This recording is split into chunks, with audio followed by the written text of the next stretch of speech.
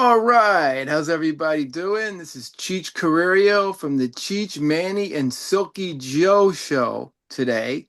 And we have a great show today. It is the top best progressive rock singers. And we're going to cover them all, and we're going to talk about them and share our opinions about them. And then we're going to pick our top five and discuss that.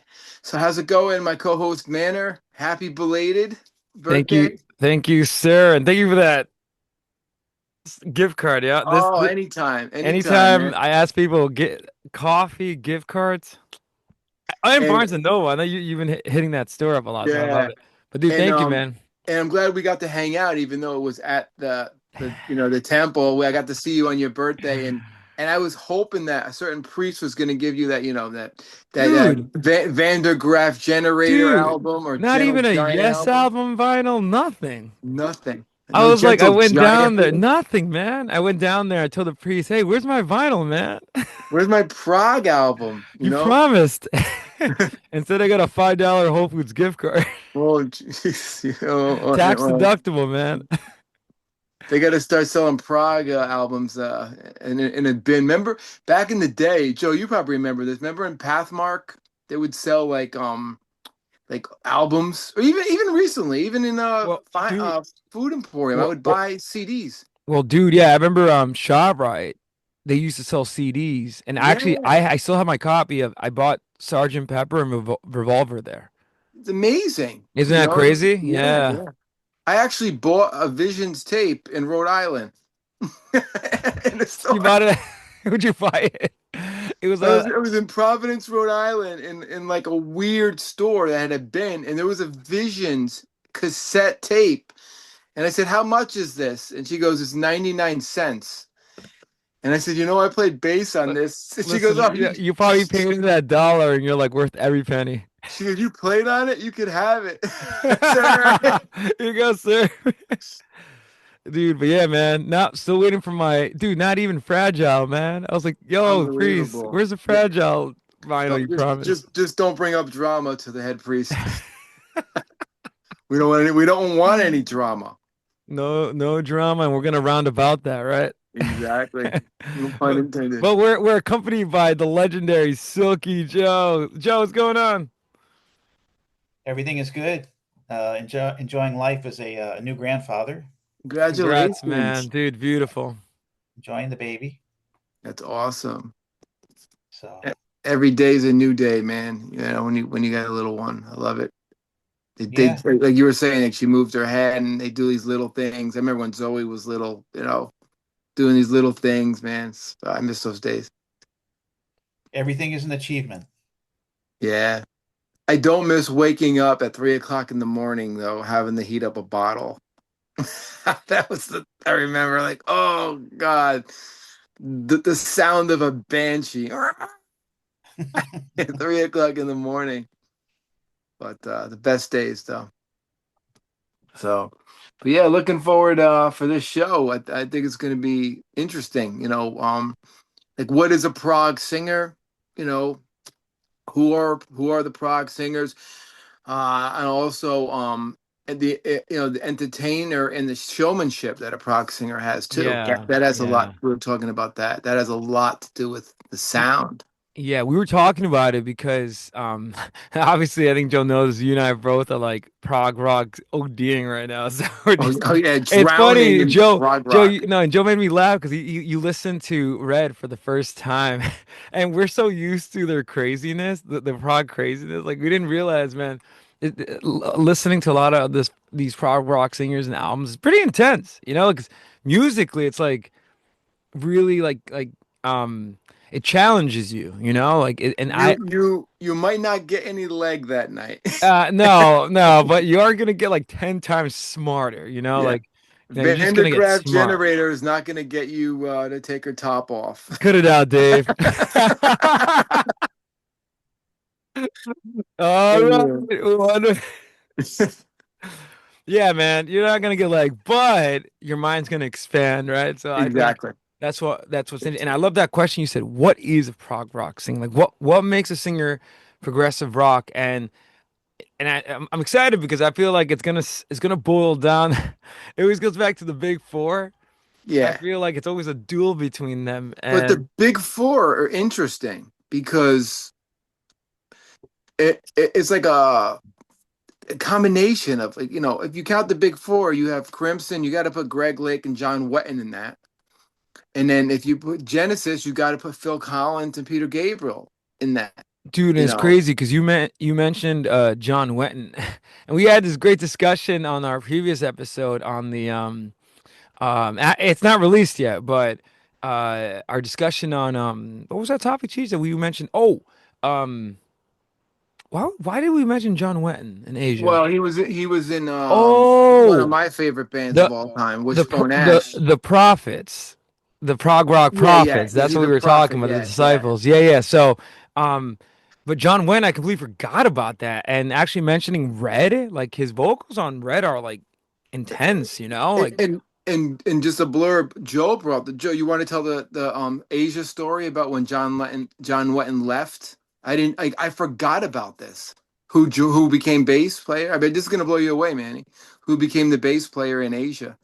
Yeah, in 1983, I noticed that there was a gap in John Wetton's like chronology of bands, and because he had been with Asia, and it turns out that Greg Lake became a member of Asia for 1 year.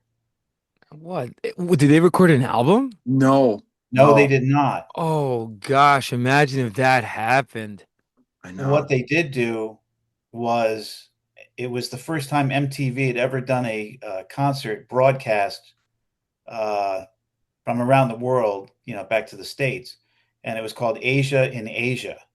And I think they were over the other side of the world. I forget where they had the show. Mm. But Greg Lake had been called in kind of late for it. So he had a teleprompter on stage to help him with some of the lyrics because he did not have a lot of time to prepare. He also had to change the songs a bit because apparently he sings in a lower register Yeah, than John yeah. Wetton. John Wetton's a little bit And, higher. Yeah. and no, and it's crazy because on Asia, he's definitely singing to like a Steve, not almost a Steve. I think it's what's his name? The lead singer from Journey. Like he has great Steve Perry. Steve Perry, right? Like Yeah. obviously Steve Perry has higher range, but Wetton Yeah. almost reaches those, because Greg Lake is more different. He's more like I think baritone, Baritone. Yeah. baritone. Yeah. Yeah, so I can see how that's a thing. But yeah, Yeah. John Wetton's vocals, dude. On Asia, I feel like he reaches a peak. And Red, Oh yeah. Yeah. he just sounds like some prophet in the desert, dude. Like Oh, he on Red. Red is my favorite I like his no. vocals better on Red than Asia. Oh, You know. that's interesting because I feel like if listeners out there, I'm sure if Asia, massive as they were, everyone knows Asia, about 80s, you listen to Red, a lot of fans will be like, wait, what? So, like, this is the same John Wetton, like from Right. Asia, but Right. it's That's how crazy. great. That's how great he is. That he Great could. range. But John Wetton will bring you to tears on Hmm Asia. His emotion. He I'm hits the emotion. leaving Yeah. now. I feel like Tonight. on Red, he's like mystical. Asia, he's Yeah. just like reaching for the heart, like even like you can Yeah. hear he's trying so hard. Even on like the worst songs on the album, because some songs are okay, like on the album. Like Yeah. it's not, It's I love, it's almost like Boston. It's always about yeah. breakup. It's a breakup album, pretty much. You know what's You funny? know? And the heat of the moment, living in the moment, right? Like something tragic happened on the outside. So it's like Yeah, more, it's like a spiritual successor to more than a feeling. exactly. It's kind of Exactly. weird. I don't know if that Yeah. album, I don't know if Boston was an inspiration for that, but But I think a key point is drama by Yes Mm, is the key factor why that album happened. Because that's the direction Steve Howe was writing in, right. and that's the direction that Yes went into No, with 90182. no, and it's interesting, interesting because on shout out to the Classic Album Review channel, great channel. Like he mentioned a great point. Like he put drama near the top of his like Yes albums, and one of the points he made was that yeah, the songwriting turned to more. It became more accessible, but at the same time a little Yeah. darker too. Like you said Yeah, yeah. on Asia's debut, there is some sort of like sadness in there, or like Oh yeah, it's yeah. kind of like and him fighting for life. Like it's kind of interesting, Yeah. like making it Yeah. urgent, right? Drama, and he was saying that drama is, you know, some of the hardest stuff Yes has done, and like it's Yeah. dark too, like sonically. But So commercially, the sound, the production, the sound, the song structure is leading up to the 80s. You know, yep. that's a very important like alignment to where And, these bands were going. dude, and they just head first dive into the 80s with 90201, 90201. 90812, yeah. Yeah, they just But dive. Changes, you sent me the Changes video. That's incredible. They sounded great live. Dude, I'm not gonna lie. Like that song changes and it can happen. I feel like those songs are better than Owner of a Lonely Heart. This is my Yeah, hot take on it. yeah. But they just jump in the 80s. And Like, then I sent you our song. You hear the bass line in that? You oh, know, dude, yeah. yeah, yeah, Musicianship is still immaculate. Like I feel like, yeah, that album it's deserved because in Asia too, like they're heading to this peak, and yeah, Anderson's born. Anderson has yeah. great, I mean, from the beginning, I feel like Yes is very catchy. Like Oh, they've always always, been yeah, like that, you know? yeah, yeah. And then another fun fact was uh, Emerson, Lake, and Powell. I always wondered about this, why Carl Palmer didn't join. There was no bad blood, but he didn't want to leave Asia because Asia was still hot in So he 1985, thought it 86. he probably thought it was gonna be the next journey or like the next But me huge and thing. Joe were having this conversation. Asia's only one, in my opinion, one good Well, album. well, dude, historically, they're a one-hit wonder. And then They did have technically, the second album, Don't Cry, is a great song. I think it's on the second album, yeah. but it's one of those things when your first album is so good, Yeah, it's you can sad. never, Ma- ever, ever, ever top they it. have the Boston curse, where the first album. Well, I disagree. Okay, Boston did good on Don't Look but Back. I will say, like, if music fans today, like, even like, let's say no one knows the rest of Boston's discography, everyone only Yeah, mentions the debut. So that's yeah. why I say like that debut and actually sold more albums than anything what they release after. Oh, yeah. Like it's 20 million. crazy. They never reached those heights again. Yeah. So yeah, no, you're right. And I think they had a late hit in the Amanda, I think in the 80s. 1986, that was third stage. That's a good album, Yeah. but Yep. they fell trapped to that production that didn't suit Boston. It makes sense. It makes sense. And But but it had that awesome oh God, his amp, whatever amp, my brain is shutting down.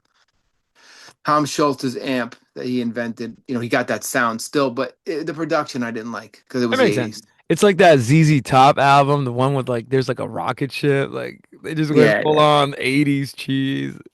I know. I don't think it aged well either, Nah. um but yeah, so okay, so where do we want to head with this Cheech? I Well, know I you wrote got some things on it. I I know got some and then Joe and I notes. will lead in. Yeah, I got some notes on the big four. So I'm gonna just talk about like Greg Lake.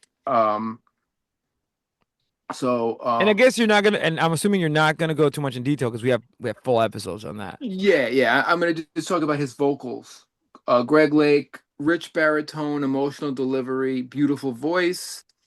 His voice is perfect over classical prog music like ELP. Yeah, He could sing beautiful ballads, and then he could sing, really heavy, heavy songs like Carnival 9.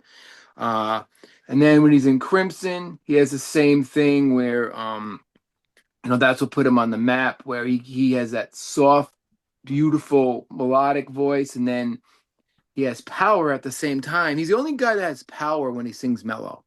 You ever notice that about Greg Lake? It's mellow, but he's got that baritone power. And then 21st century schizoid man, he's just completely power with the distortion. And and he's just amazing on the ballads, and he's got the power when he sings Carnival 9 and songs like that, and he's got the beautiful melodic ballads, and just to give an overview about his vocal style. So, did I miss anything on Greg Lake, you think? You nailed it. Okay. I- yeah. I will say just one thing from my point, like with Greg Lake, I feel like his vocals, like they're amazing, but yeah. there's something icy about his vocals, like what's another word I can use? Like detached. I don't know if you noticed it. Like there's like a detachment in his vocal style. Like I noticed, and just compare Anderson's more warm vocals. Like Anderson is more warm, like, but Greg Lake is like that great example of like a detached vocalist. Like I even hear it in like ELP. You, but at the same time, it's great because it works well with like ELP's like sonic structures. Yeah, yeah, Because I mean, yeah, because those songs you and obviously like the song "I Believe in Father Christmas," even though it's not ELP, yeah, his vocal now great vocals, but they sound detached. Like it's hard to describe his like vocal stylings, but at the same time, like he has so much range, and you're right, his voice has power, which yeah. is kind of odd, right? Like unique, maybe unique in the And to progressive have rock world. power in a ballad, he could belt out, Hmm. in a ballad, which is pretty amazing. It's like Father Christmas is a good example of that, that Yeah, kind of thing. yeah. So, Yeah, but very interesting. I don't know if anyone would agree with that, but I think his vocal for me when I listen to ELP and Greg Lake and it started with Crimson, King Crimson, his yeah. voice sounds very icy or detached sometimes, especially in the most prog songs. So, but I don't know. Again, I don't know if that's his King Crimson influence or what influenced his vocal stylings, but He's got a unique, it's very unique. That's what I love about him. You can't say he sounds like anybody, and that's what I love. I do kind of hear a little bit of John Lennon at times. That's my thing with yeah, that's a great point because John Lennon, right? It's kind of funny because when you listen, like, if you compare John Lennon versus Paul McCartney, now obviously Ringo sang and George, Yeah. right? But usually it comes down between McCartney and Lennon. McCartney had a voice that's more inviting, like Hmm. it's more warm. It's like more Yeah. like oh, John Lennon is so icy and detached, and lyrically he's biting, Yeah. like the song. Like Help off the Help album. Yeah. That song was a scream for help, like literally disguised as Yeah. a pop Yeah. song. And Yeah. he in his vocals is strange, even the way he sings it. Like yeah, that's a great example. And yeah, Hmm. very John Lennon-esque, Yeah. his That would be the vocals. only singer that you could hear the influence Mhm. definitely on that. Um, Joe, anything on Greg Lake before I go on to just my second one, and then I'm going to hand it over to you guys. I just love Greg Lake's voice. I wish he sang more often on ELP. And I know I've said it before about Keith Emerson. Maybe it's because it's 2026, but Keith's keyboard playing was just so busy, so over the top, so dominating, Yeah. and it's just like I wish there was more vocal on the records and a little bit less Keith for all his talents. Right. Joe, that's funny how you mentioned that because when they did slow down, like here's like from the beginning, that's my dad's favorite song, and I heard it, and I was like, wait, There's no keys on. There's no no, keys. and I'm like, yo, this is Prague, like what? And Yeah. then you hear True LP, man, the vocals are just like way too busy. It's crazy because I feel like they're like the blues of prog rock, where not the blues, I'm sorry, jazz, where Oh you know how, yeah. like you know how like you listen to like old bebop jazz and like it's very busy, right? Like Yeah. Yeah. um, it's kind of like that, and sadly, yeah, maybe that and in King Crimson, I mean, that's just a blend of like like you mentioned 21st Century Schizoid Man. On that, I don't know if this was his idea.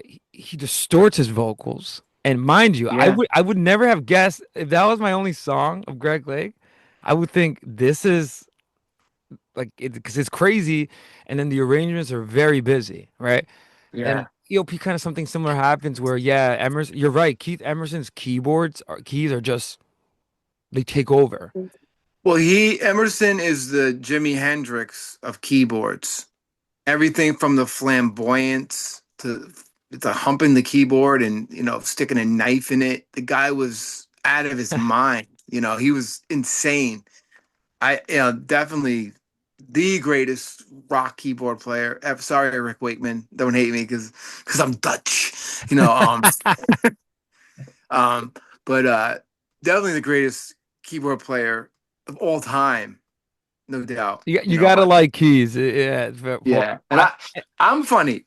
I love keyboards, love them, but I hate playing in a band with a keyboard player. well, then you probably can understand Joe's point because just imagine Greg Lake, and it's funny because in that trio, I don't know who called the shots mostly. Someone had to call the shots. Keith Emerson, I think it was Keith Emerson. And 100%. oddly enough, like when my dad first exposed me to ELP, Emerson, Lake and Palmer, he thought it was just the same person, Keith Emerson. And he thought Yeah, Emerson for some, right? Because Emerson, Lake, and Palmer. So he right, thought right, it was right. like only, That yeah. So that always makes me laugh. Yeah, Emerson takes, yeah, I mean, so poor Greg Lake goes in the back. And what's really strange is like on the song like Father Christmas, I yeah, wish he didn't like double track his voice too much. He should have sang it like from the beginning. I feel like that would have been so much like just let his vocals just like be natural, you yeah, know? You know, but that song yeah. is amazing anyway. I'm not Oh yeah, criticizing yeah, it. yeah, It's yeah. just that's what I'm saying. Like maybe because of the keys, he has this iciness detachment in his vocals. You know what I Yeah. mean? Like, He had to adapt. You had to yeah, it makes adapt to sense. Keith And, Emerson. You and that's know, why acoustic no keys. The acoustic numbers, you know, like and or maybe there are keys very. and the biggest hits were acoustic with no keys except for Lucky Man. Which There we was go. insanity. There we On go. key. Um, so the next one for me is our boy John Wetton. Powerful, expressive, baritone rich, smoky tone, emotional depth. Now, when I say emotional depth, I seen him at the Terrytown Music Hall. You've seen him, yeah. Only time will tell. I mean, I stopped in my tracks and tears came down my eyes. The guy was just amazing, amazing. Great precision with melody, able to bring prog vocals to mainstream rock. We all know, with Asia. Powerful, and there's almost a bit of soulfulness to his voice, a little bit. Yeah, Uh, that's a you great know, point. He's probably one of the subtle, few subtle. soulful. Yeah, He's very soulful. Yeah, yeah. yeah. He can go from powerful to slow, like a slow ballad, clear delivery, hit high notes, great vocal texture. I mean, King Crimson Red is his masterpiece. Yeah. Asia, every song is amazing, and it's just genius how Asia could put prog rock elements in Uh, pop songs. on the map. And you forgot Yeah. the super group UK and his work in that. Oh yeah, yeah, It's UK. Oh, fantastic. of Very course, yeah. underrated. Very God, thank you. underrated. Yeah, yeah. Dead of Night is. Oh my Yeah, God. that's like Thank you. that I song should have didn't been even. bigger. The UK should have been bigger. Alan Yeah, it's Holdsworth, sad. Phil Yeah. Bruford, you know. I guess only time will tell, right? Like that song in on Asia. But dude, it's funny. I Eh, kept thinking every time I hear the line, I was like in the heat of the moment, which is such a good song. I was thinking of you and na na na na na na Oh, 82. now we find ourselves in That was in 82. 82. And now we find ourselves in 2006. Oh my, I mean 2026. What am I saying? How do you go from 82 to 2026? What the fuck happened? You know, And now we find ourselves in it 2026. won't work. I gotta say one album, Wishbone Ash, better the Brave. Oh yeah, John and his John work Wetton. on that, yeah. Yeah, And he gets the award for like probably the most hardest working prog rock singer, like jumping around different bands. oh, Like yeah, yeah. he's like the session player of prog He rock is. singers. Yeah. And me and Joe were just talking about that. Off air, and it's like he never found the band to be in, like No, you know, no. And I guess his legacy is Asia. I mean, but his resume is so impressive, but Yeah, what he will be remembered is Asia. Yeah. yeah, And it's funny, that's when I first also heard of Steve Howe. And I was like, who's Steve Howe? And I thought yeah. Steve Howe, back when I was ignorant, I thought Steve Howe was the singer and like the guitarist. And this was before YouTube, before like I knew Right, anything or right. internet. And then I saw this guy, John Wetton. And I was like, John Wetton. I look at his discography. I saw UK and, it's funny how you go in this rabbit hole and you're like, what? And think about MTV. They were the biggest band on MTV in 1982, and Yeah. in 1982, Madonna was coming up, and Yep. like Bon Jovi. And you're looking. These are lookers, you know. No, now John Wetton was, not, like I said, I'm a straight man here. He was a good-looking guy. I don't know the rest of Asia. Sorry, Dude, sorry. as a side note, I always thought that Steve Howe looked kind of scary, like, or Like Yeah, Steve it House, looked like he looks creepy. kind of like yikes. This guy's He's gonna coming like, after you in the woods or something. You know, could have run. dude. I remember, yeah, dude. Yeah, that's it. That's it. No, and that's what I was trying to tell you. Joe, we made this point when we were talking about the prof is that John Wayne was had this voice that's more accessible and inviting. Like it's more like a warm Yeah, hug, you know, like and I never but mind you, this is before I heard his vocals on Red, and you're yeah. right. I like his vocals more on Red for like very Sinister. He's very sinister. sinister, Yeah. like dark, mystic, like He looks sinister on the cover. We talked dude, about that. I love how again, I love how serious the other ones are, and you see like John Wayne like just doing like this like sinister smile, like Yeah, it's yeah. great. That's probably one of the best like prog rock album covers, like you know, Yeah, yeah. I had to great think like that about it. black and white. I wonder That's if the cool. Beatles had an influence in that. Remember that album with the Beatles Yeah, yeah. with I'm the sure. black and white photography, Oh, like yeah, yeah. I think the Beatles influenced every prog rock band. Definitely. I think They influence every band, period. But but I'm talking too much. So I yeah. covered Emerson, Lake and Palmer and King Crimson. Now I'm gonna throw the ball to you guys, and we have two other of the four out of the four gospels. So you pick it and you talk about who you like. Coin toss, whatever you want to do. Silky Manny's Joe. going to go because I know who he's going to pick. Go, go for it. I'll do. Easy. I'll make. Yeah, I'll make my piece quick because otherwise we'll be here for hours. Peter Gabriel. I feel like he is, in my opinion. It's funny because I was exposed to Peter Gabriel because of my dad, and he kept mentioning Peter Gabriel, and this is really funny because for the longest time, my dad actually didn't know what he looked like, Yeah, but just based on the music, my dad was like greatest singer of all time. So I was exposed to Genesis. And mind you, Gabriel's Genesis is the most weirdest part of their career. Like their yeah, music is strange, but when I listen to Gabriel, he has this otherworldly voice, and it is so unique in the rock. I mean, there's no, and I know we always say this that there's no one that sounds like dot dot dot. yeah. But when with Gabriel, there's truly no one that sounds like him. No, I He agree. mixes soul. I call like blue-eyed soul with a touch of like this strange like I always think like what would singers sound like in medieval times, and on top of that he has this great iciness in his vocals. So it's kind of like a paradox. It's Yeah, great, it's warm, it's soulful, but at the same time icy and like and performer. Oh my goodness, this dude is on yeah. a next level.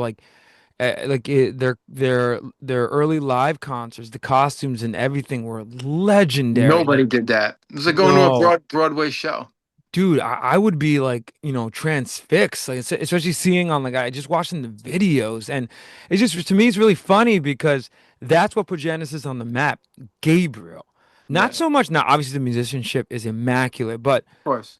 Gabriel put them on the map, and he came up with some of the greatest albums. His work on Fox, if he only did Foxtrot, that's it. Yeah. But no, he continues to do some. Supper's ready. That's all you need. Oh, that's it.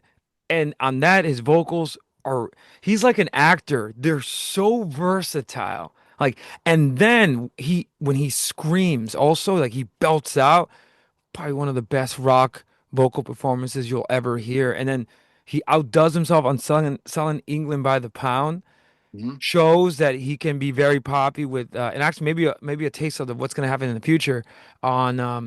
I like what you have in your wardrobe, which is that song should have been like I feel like bigger. I don't know how Yeah. big it was, but it's so catchy. And then his work on where his iciness and chilliness comes out even more on The Lamb Lies Down on Broadway is like otherworldly, alien. Like it's amazing. And then just throw in his like performances and like his level of theatricality, which I think was so influential. Yeah. And then not mention what he does out there for his solo career. Forget about it. This dude is just. And by the way, this is a fun fact, Cheech. You'll appreciate this. He soundtracked the last Temptation of Christ movie directed by Martin Scorsese. Never knew And that. because of him, he brought that Middle Eastern sound within Bible movies. Like, Wow. yeah, so if you listen to the soundtrack, like, because he was into world music, Yeah, yeah, and so if you listen to the soundtrack, which is very proggy, right? Like that's such a prog thing to do. Like, yeah, yeah. like Especially then, yeah. when they did the soundtrack to the Martin Scorsese movie, The Last Temptation of Christ, it's all Gabriel. Well, That's amazing. I Gabriel is a never knew that. genius He's a composer, total genius. and not to Yeah, mention songwriter. I mean, this dude is Titanic. I mean, yeah. honestly, if I would say he probably takes the lead. In my opinion, you're gonna hate me. Beats Greg Lake.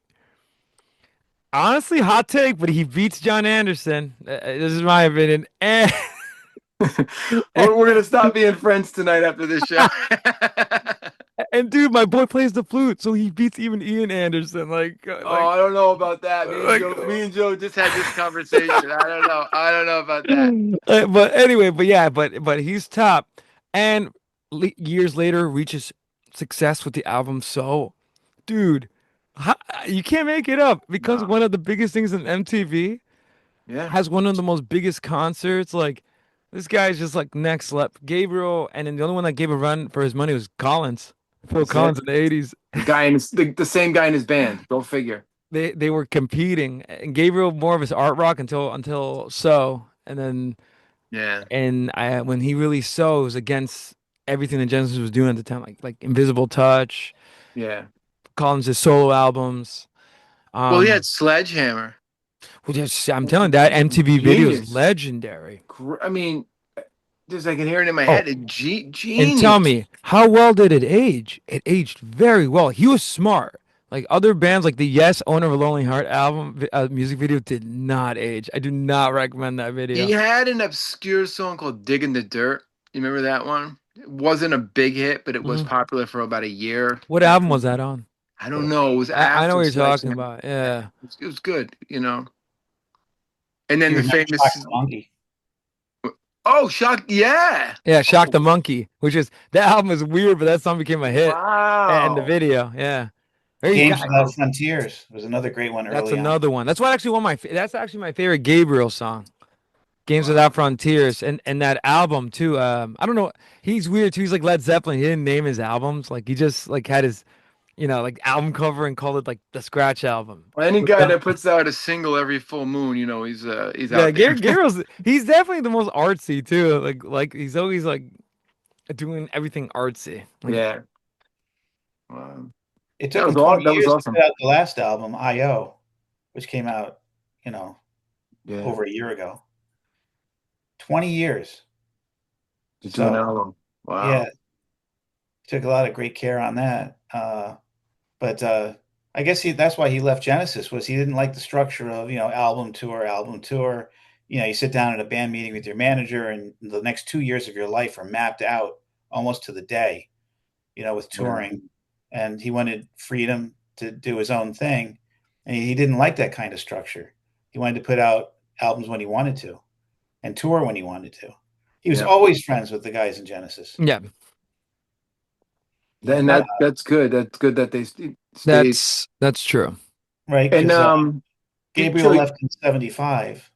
Hackett left in 77. Hmm.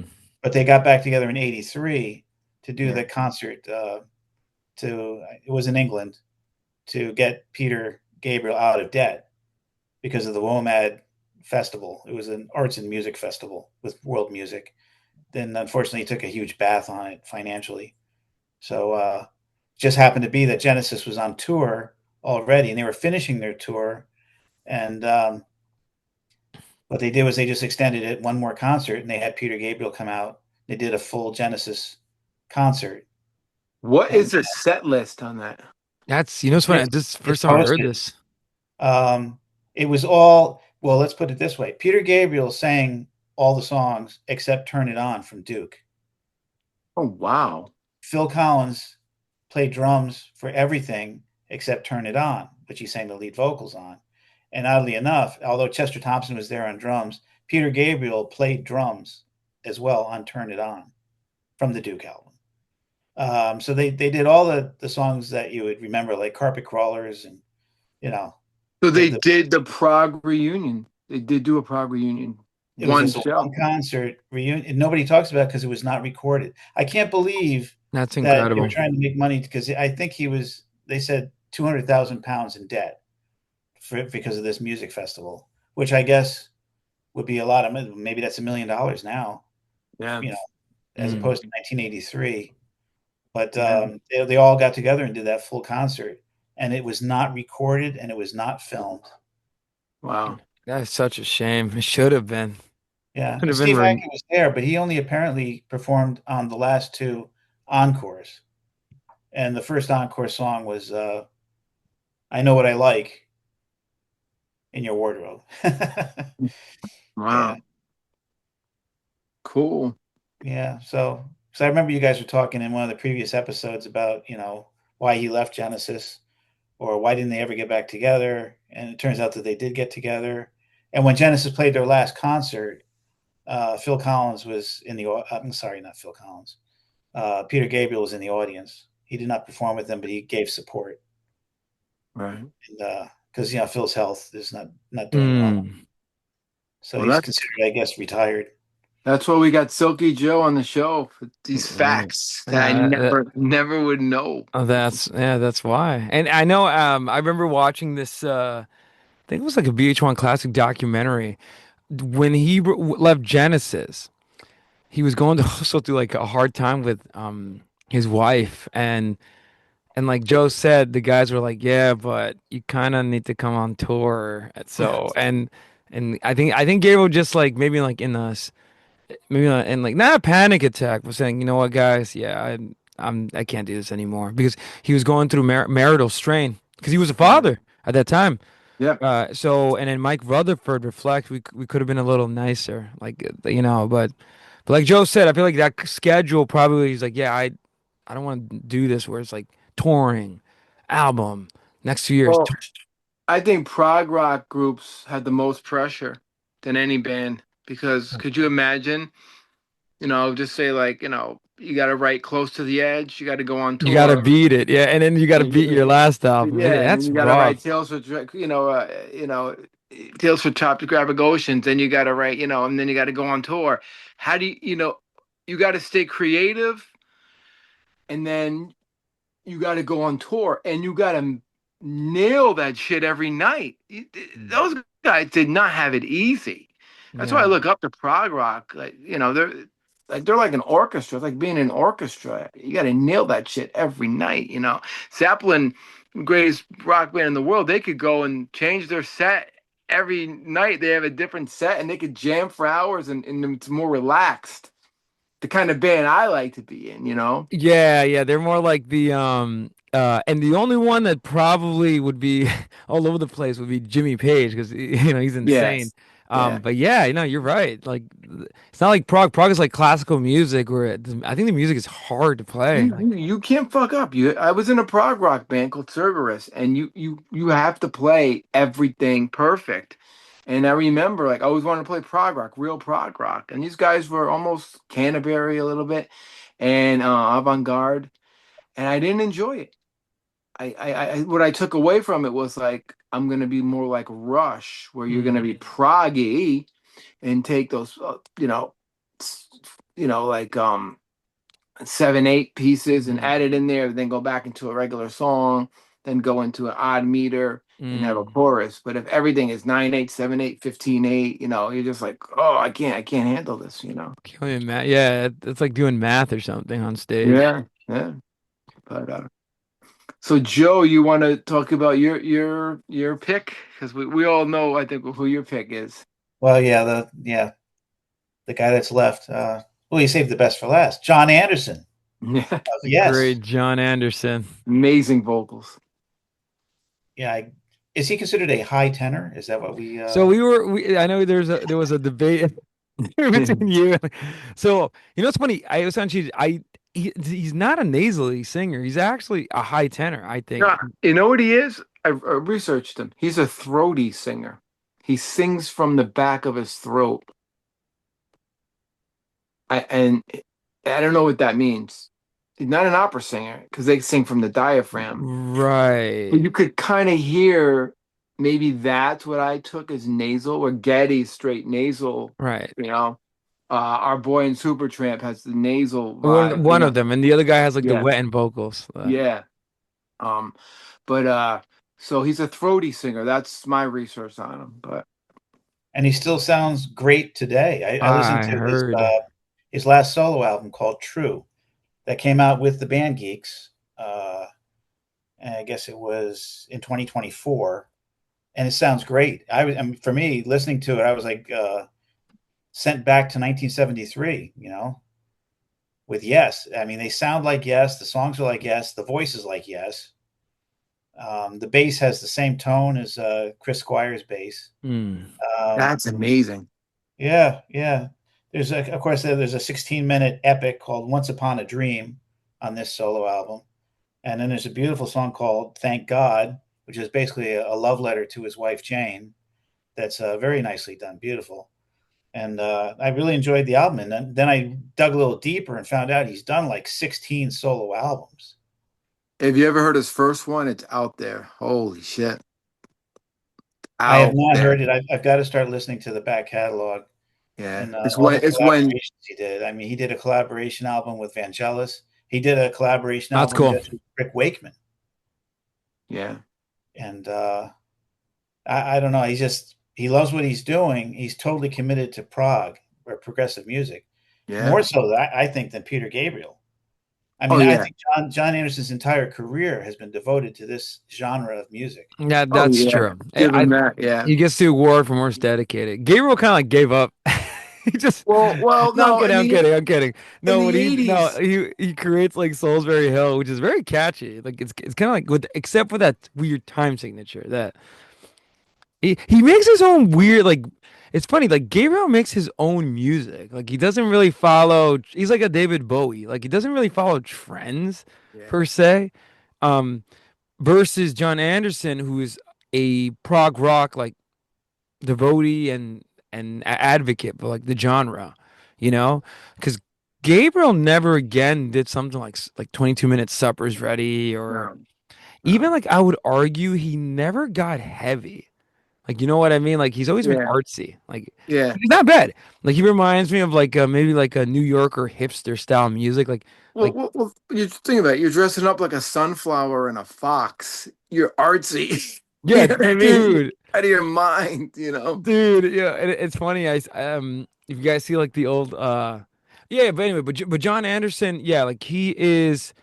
I'll be honest, with you, like it was really unique about Anderson how beautiful his voice is, and then when the harmonies with like the rest of the band, dude, it's like Crosby, Stills, and Nash level. Like they're Well, stunning, and no one you really talks about their harmonies. Chris Squire is the reason for that.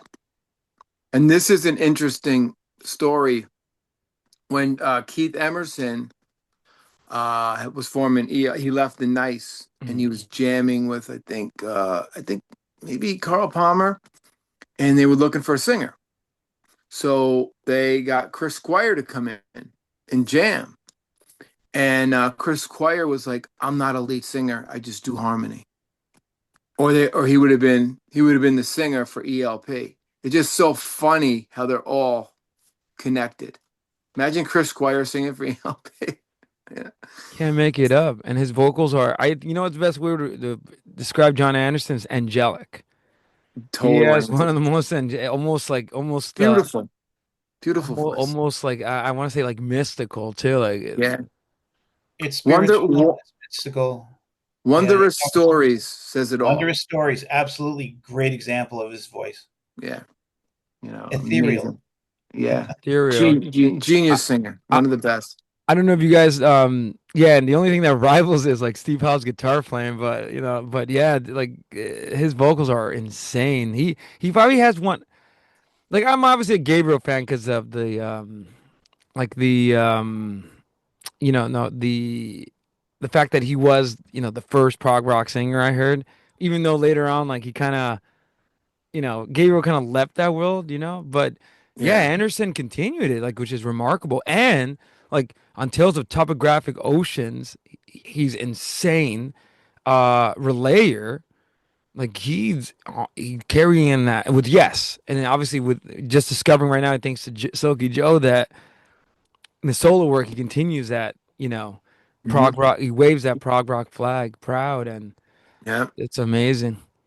John Anderson will never return to Yes. I think he's having too much fun with the guys that he's playing with. He's the band leader, Yeah, and he's being creative. He's doing everything he wants to do. He's just so happy. And I guess the problems with How are very, very deep, where yeah. they really can't work together again. It's a So shame because they wrote one of the greatest songs in the world together. I was just writing Fragile today. Roundabout.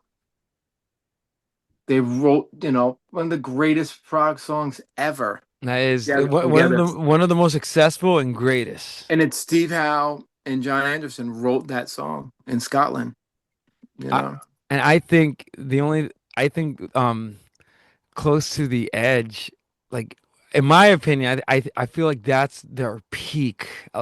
Whatever collab they did on that song, Oh yeah, yeah. dude, it is insane. Like you get everything.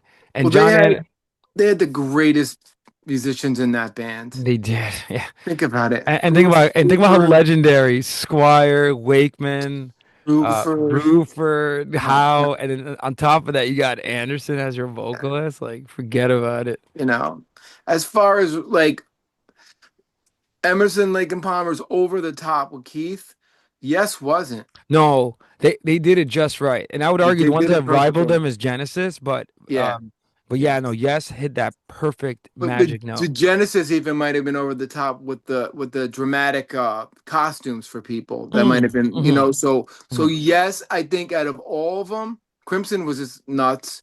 Yes is probably the perfect prog rock band, I think, in that sense, as mm. far as radio friendly, everybody's playing their parts and they're fitting together and they're all in each line is insane.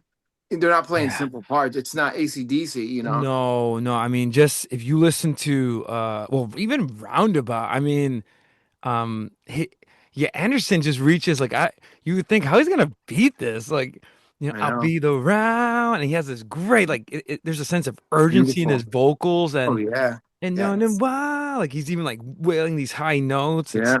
and then playing with Chris Squire's like crazy bass, like yeah, I mean Insane. that Yeah. isn't. And the one that rivals them is our boy Getty.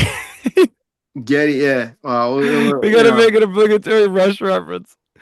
well, Getty. I think Getty might have been influenced by John Anderson, Oh, yeah, a little bit wait, as a dude. No, no. you know, Yes, big time. I think so. Not Gabriel Anderson. Yeah, I definitely think he was. And especially because he's singing. It's funny because Anderson is such a mist. And by the way, another thing that I don't think he gets enough credit is his songwriting. It is so He's a mystic. huge songwriter for No, but Yes. what's weird is that his songwriting is very mystical, religious, esoteric in a way because you need to understand, like he's talking about like metaphysics. So that's where Neil Peart and Getty singing Peart's lyrics. That's the influence Exactly. because Peart was Exactly. listening and Yeah. he probably tracked down some of the stuff that he was, um, I mean, he's singing Sanskrit on the fish. yeah, no, I mean, he's you doing that, really can't make this up. and Like that band, I feel like Yes is like the and philosopher's Herman band. Hess. What was the Herman Hess thing Dude, that only the intellectuals and people that, wait, what was the Herman Hess song that a poem that they put to music? dude, Close to the Edge. Yeah, yeah. So Close it's to the like, Edge is all about that. yeah. I mean, that's before Rush. Yep. So And Rush obviously outdoes them. I mean, rivals them hemispheres. yeah, oh, This definitely. time they talk about Nietzsche, the Nietzschean drama, right? So they go deep there. But Yeah. yeah, so anything else, Joe, on John Anderson? I think we covered it. It's just he's a prolific singer-songwriter. He sounds great. He's happy. I'm very happy for him. Yeah. 80 years old and he's still Oh, doing it. God bless him, God man. bless this dude. Yeah, and it's crazy because Joe, I know you talked about this so many times, but you saw him live. Cheech, did you see him live? Yeah, Union. Oh, you saw him too. Oh yeah, And I saw in my opinion, the best. Yes, Bill Bruford will disagree with yeah, me. I was gonna say, Bill Bruford's got this bloody bloke. Yeah, He's wrong. Bill Bruford and Rick Wakeman call it onion. Yeah, Because it they hate smells. that. No, and by the way, other people have kind of like craft on that album, believe it or Well, not. I think Bill Bruford doesn't like the album, but I can't speak for him. But I think the tour was successful Mm. because it Obviously, was. dude, it's a Yes reunion. Like, Yeah, I think Bill Bruford liked the tour, and it was the album. It was when Pro Tools was coming out and stuff, and I think that was all new to Bill Bruford, and he was like not into that at that time. But I got to see, and I said this in the last show, every member of Yes, with the exception of Peter Banks, who was alive. He died in 13. I don't know why mm. they didn't ask. Well, they had Trevor Rayburn, but I don't know why Peter Banks wasn't asked to be a part of that. He's the only member of Yes that didn't play on that. Tony Kaye, Rick Wakeman, Chris Squire. They had two drummers. But the cool thing was Bruford got into Simmons drums. I don't know if you know what Simmons drums are. They're electronic drums. So Bruford was standing up a lot, playing. He had a wall of electronic drums, Oh, and that's he'd go interesting. behind. His whole kit was electric except for a snare. Alan White played the traditional drums. And yeah, John Anderson. Am I forgetting anybody? Oh, Trevor Rayburn and Steve Howe. Imagine seeing those two guys together. That was amazing. And then I guess both of you, like you seeing John Anderson live, like what do you guys think?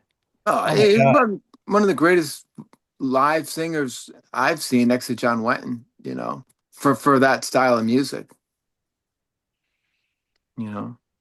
Yeah, I saw him with Yes in 1979 at the Garden, Oh gosh, and I that's saw amazing. him at Portchester, I guess, at the end of 2023 with the Band Geeks.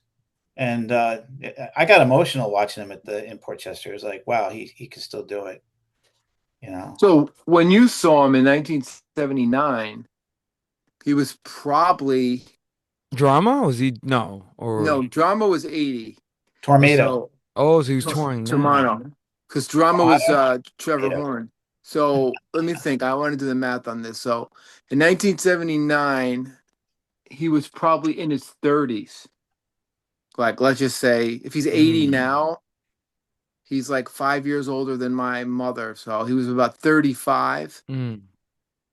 in 1979. And now he's friggin' 80, Joe. And you saw him when he was 35 on Tormato. Now he's 80. That is a Yeah, that is a long span of a career. that was a fun concert at the Garden because it was a concert in the round. So it was a rotating stage. That's And that was cool. the concert tour when John Anderson was wearing the little Aladdin shoes Yeah. that curled up at the front. Yes. Yeah, I will say So, some of these singers do not get awards for like fashion. and so was Union. It was a concert in He the was wearing round. Aladdin shoes at the. No, no, no. But they had to do it in the round because there were so many members of the Yeah. band, so No, you it got makes to sense. see everybody. Yeah, that. And I think Rick Wakeman was wearing like a cape that had a lot of glitter on it. Yeah, he was Like, the famous lights would for hit it. that. No, Yeah. and it's funny. I think it's so cute because on the movie, Joe, have you seen School of Rock? Yes. The one of the characters, the keyboard player, Lawrence, the little kid, at the end of it, he has a cape, it's all shining, and like I'm like, that's crazy how they're mentioning this Wakeman influence. Oh yeah, Like, Wakeman wore some crazy shit, and uh, Chris Squire too. Yeah, and that's where Rush got the craziness from in the '70s with no, their the fashion, the yeah, that, Japanese fashion. Yeah, and it's funny because it's always that funny anecdote with the UFO singer making fun of Getty. Would you like your slippers, Glee? Like, Glee. they always have to be mean He'd about be it. like, hey, it was Pete Wade. He'd be like, hey, Glee. And apparently like UFO would staple slippers in front of like Oh Getty's like yeah, mic stand. it was all in good fun though because they were Oh really yeah. good friends. But that was like the prog rock's like artsy style, like otherworldly.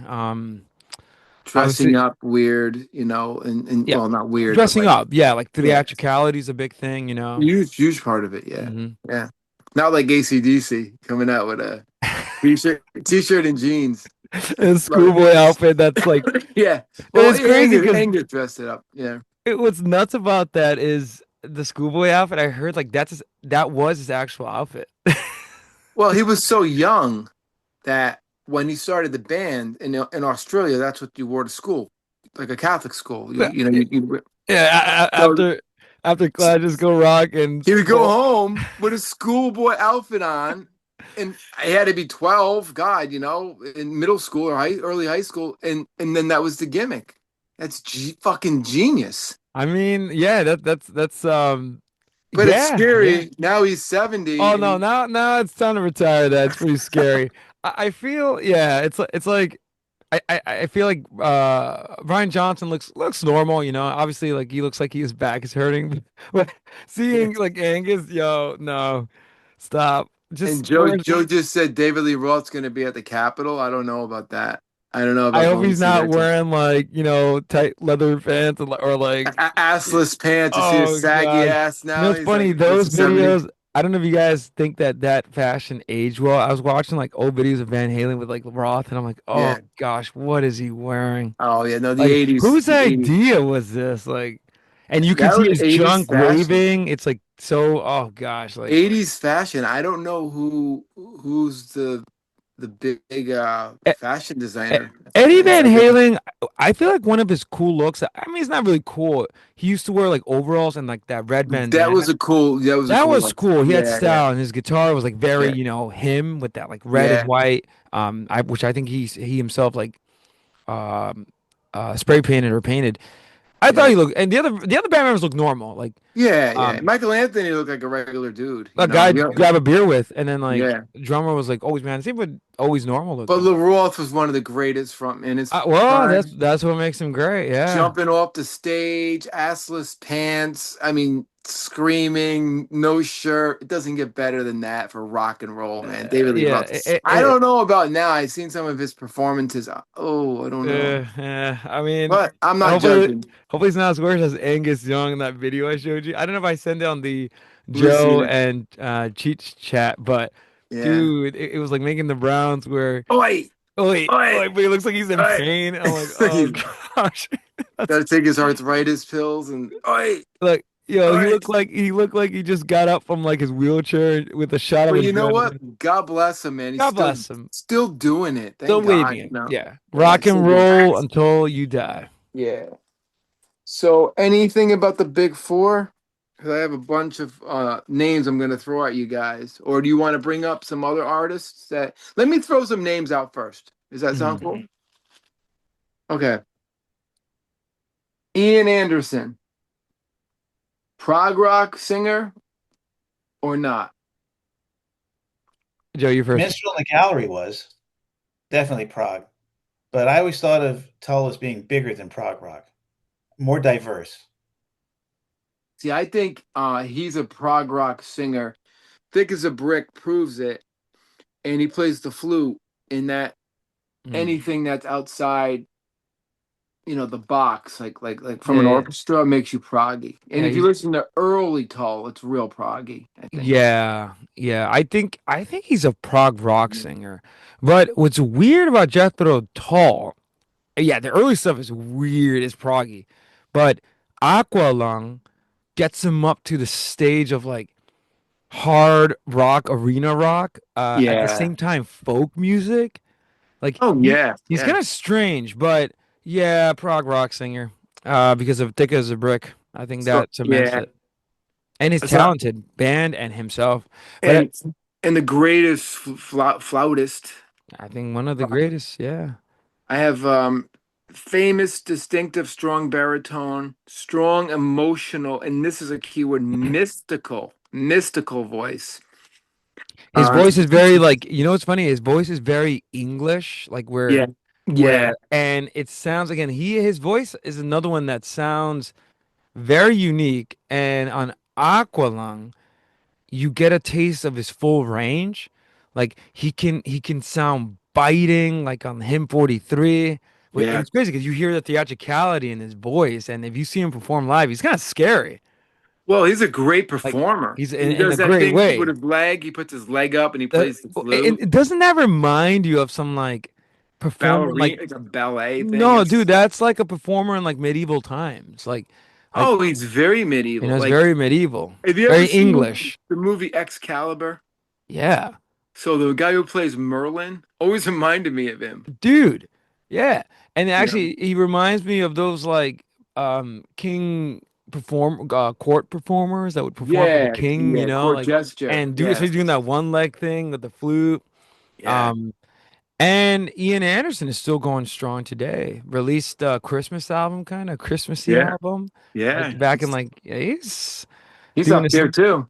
He quit music for a while and he invested in salmon. He was making money in the salmon market, like in the millennial. There That's was a such lot of money such in there. such an Ian Anderson thing to do. You Like know? he's that's so funny. But yeah, but he releases probably one of the greatest prog rock albums, "Thick as a Brick," which is such an achievement. Oh yeah. And I would argue Aqualung is prog rock, like the Yeah. concept. And one of the greatest rock albums of all time. Oh, it's up there. And Aqualung has transcended. It's like a song like Layla or like it's on the Yeah, classic rock yeah. circuit. Oh yeah, definitely. Okay. So he is a prog rock singer, definitely. I'm gonna throw this guy at you. David Gilmour. Of course, he's a prog rock singer. Yeah, so Joe, Chief says no, no I'm kidding.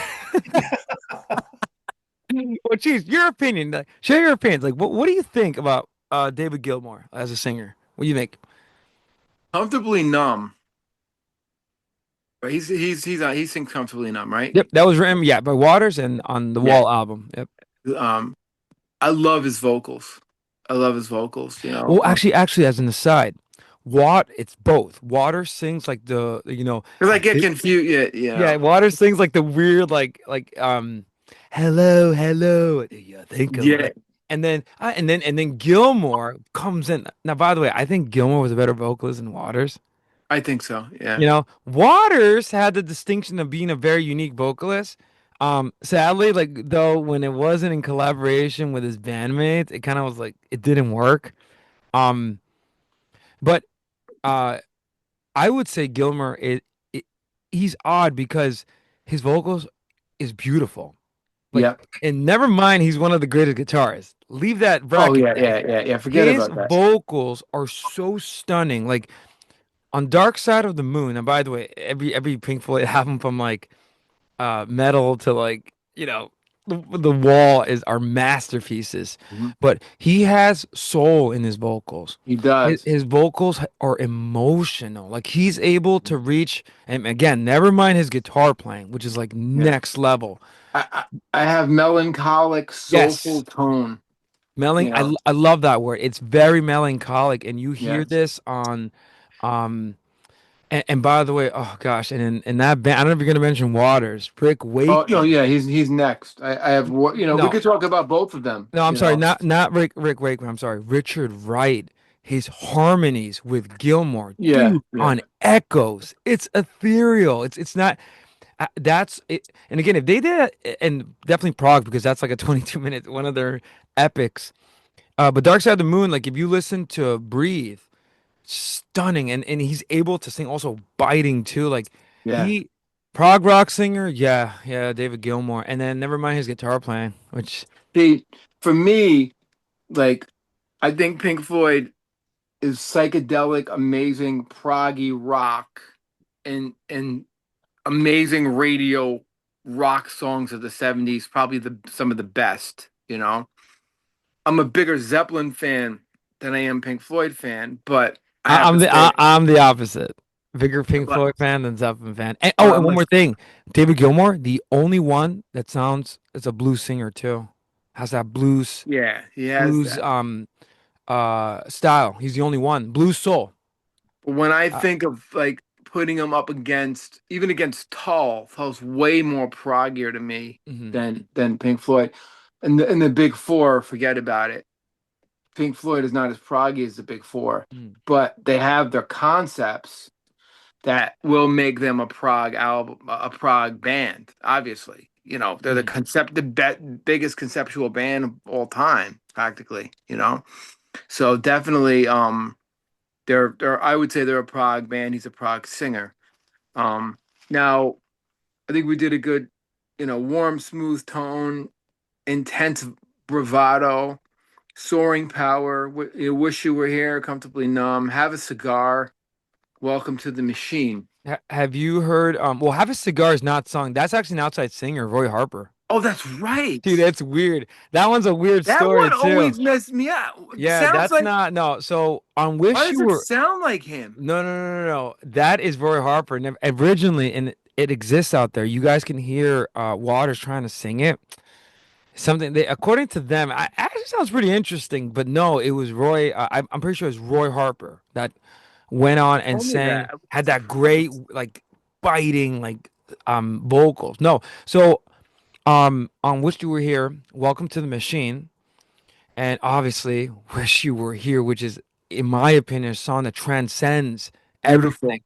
It's a Beautiful song that song. can you make you cry, and then Yeah. when you realize it's about Sid Barrett, oh man, it's like next level. That's And yeah, that's fucked up. it's so sad. And I watched so much documentaries on it. I did a paper on this too. Like, Wow. dude, it's sad. It haunted them, and especially you hear it when Gilmore sings "Shine On You Crazy Diamond," like "Shine On You Crazy Diamond." Like he has this great raspiness too, like that, Yeah. almost like he's crying, you know. But yeah, no, Gilmore's vocals that transcends. Like now you're right. Not, I wouldn't put him like the greatest among the prog, Right. but still amazing and prog. Now talk about Roger Waters' voice. Joe, you want to take this Yeah. one? No, I'm not. No. Okay. Wait, Okay. Joe, how would you describe Waters' voice? Like, what do you like? Some of his songs? Well, he wrote most of the songs that he sang, I Yeah, assume, and his voice is perfectly matched to those songs. And it's very English, I very think, English. Yeah, and it's meant to The be. English way.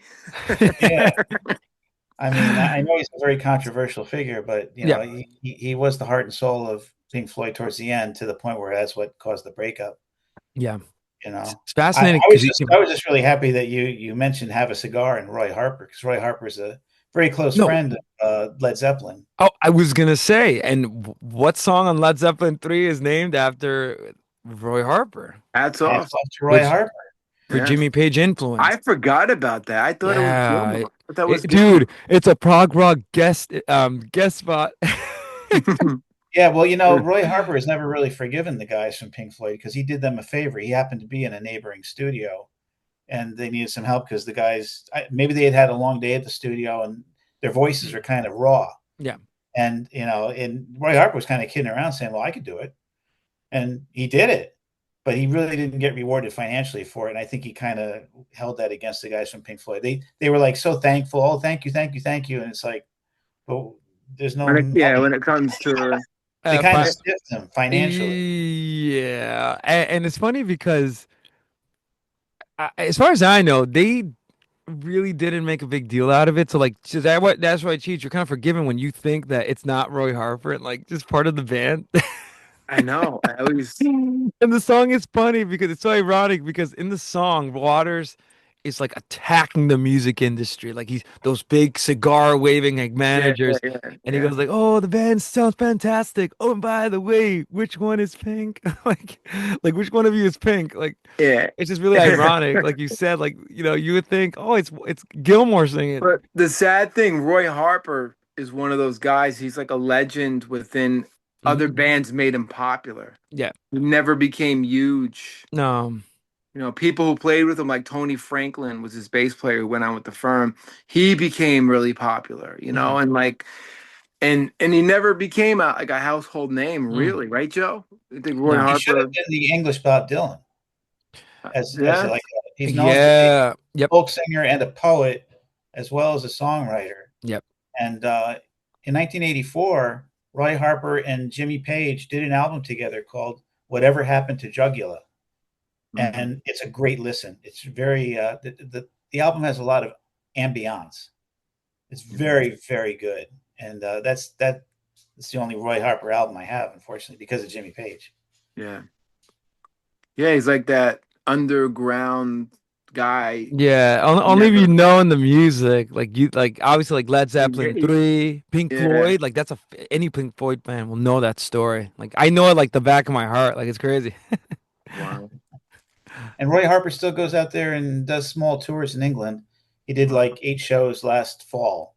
He's got to be up there in age. He's got to be Yeah, over 80, Do well over do 80. you guys know like what's his biggest album, if he had any, or I knew it and I've lost it. I can't think of it. I could look it up though. okay, But I would go with "Whatever Happened to Jugular." There's a lot of YouTube stuff With on that one. with the work with Jimmy Page, right? Like that's Yeah. just that alone. Jimmy Page loved him. That's one of those albums, you go in, put it on, turn the lights off, light a candle, sit in a comfortable chair, and just listen. It's very enjoyable. Wow. Whoops. So don't wait on me. Okay. So So Joe, now, go now ahead, we're Cheech. gonna jump away from England and we're gonna come to America. And I'm gonna throw this at you, Manner. Tommy Shaw. Yeah, Tommy Shaw sticks. I mean, dude, I feel like that. I feel like a lot of, I mean, six were huge already with Dennis DeYoung, which Yeah. I know I'm sure you're gonna mention, but Tommy Shaw is. I don't think he gets enough cred in the prog rock world. I don't know why, but anything that he did on Pieces of Eight, dude, And just name a and song, name one song that he should be known for dude, forever as a prog dude, rock song. if he just did Crystal Ball, Exactly. dude, because those vocals are, and it's crazy. He has a different styling. He combines the best elements of like the arena rock singer and the prog world. Yeah. And on Crystal Ball, man, like he's able to hit like John Wetton, like he's able to hit those emotional tones. Um, Yeah. and then when he harmonizes with the rest of the band, it's so amazing. And he sang Dennis DeYoung songs also, like, because obviously Dennis DeYoung was the main one of the main songwriters.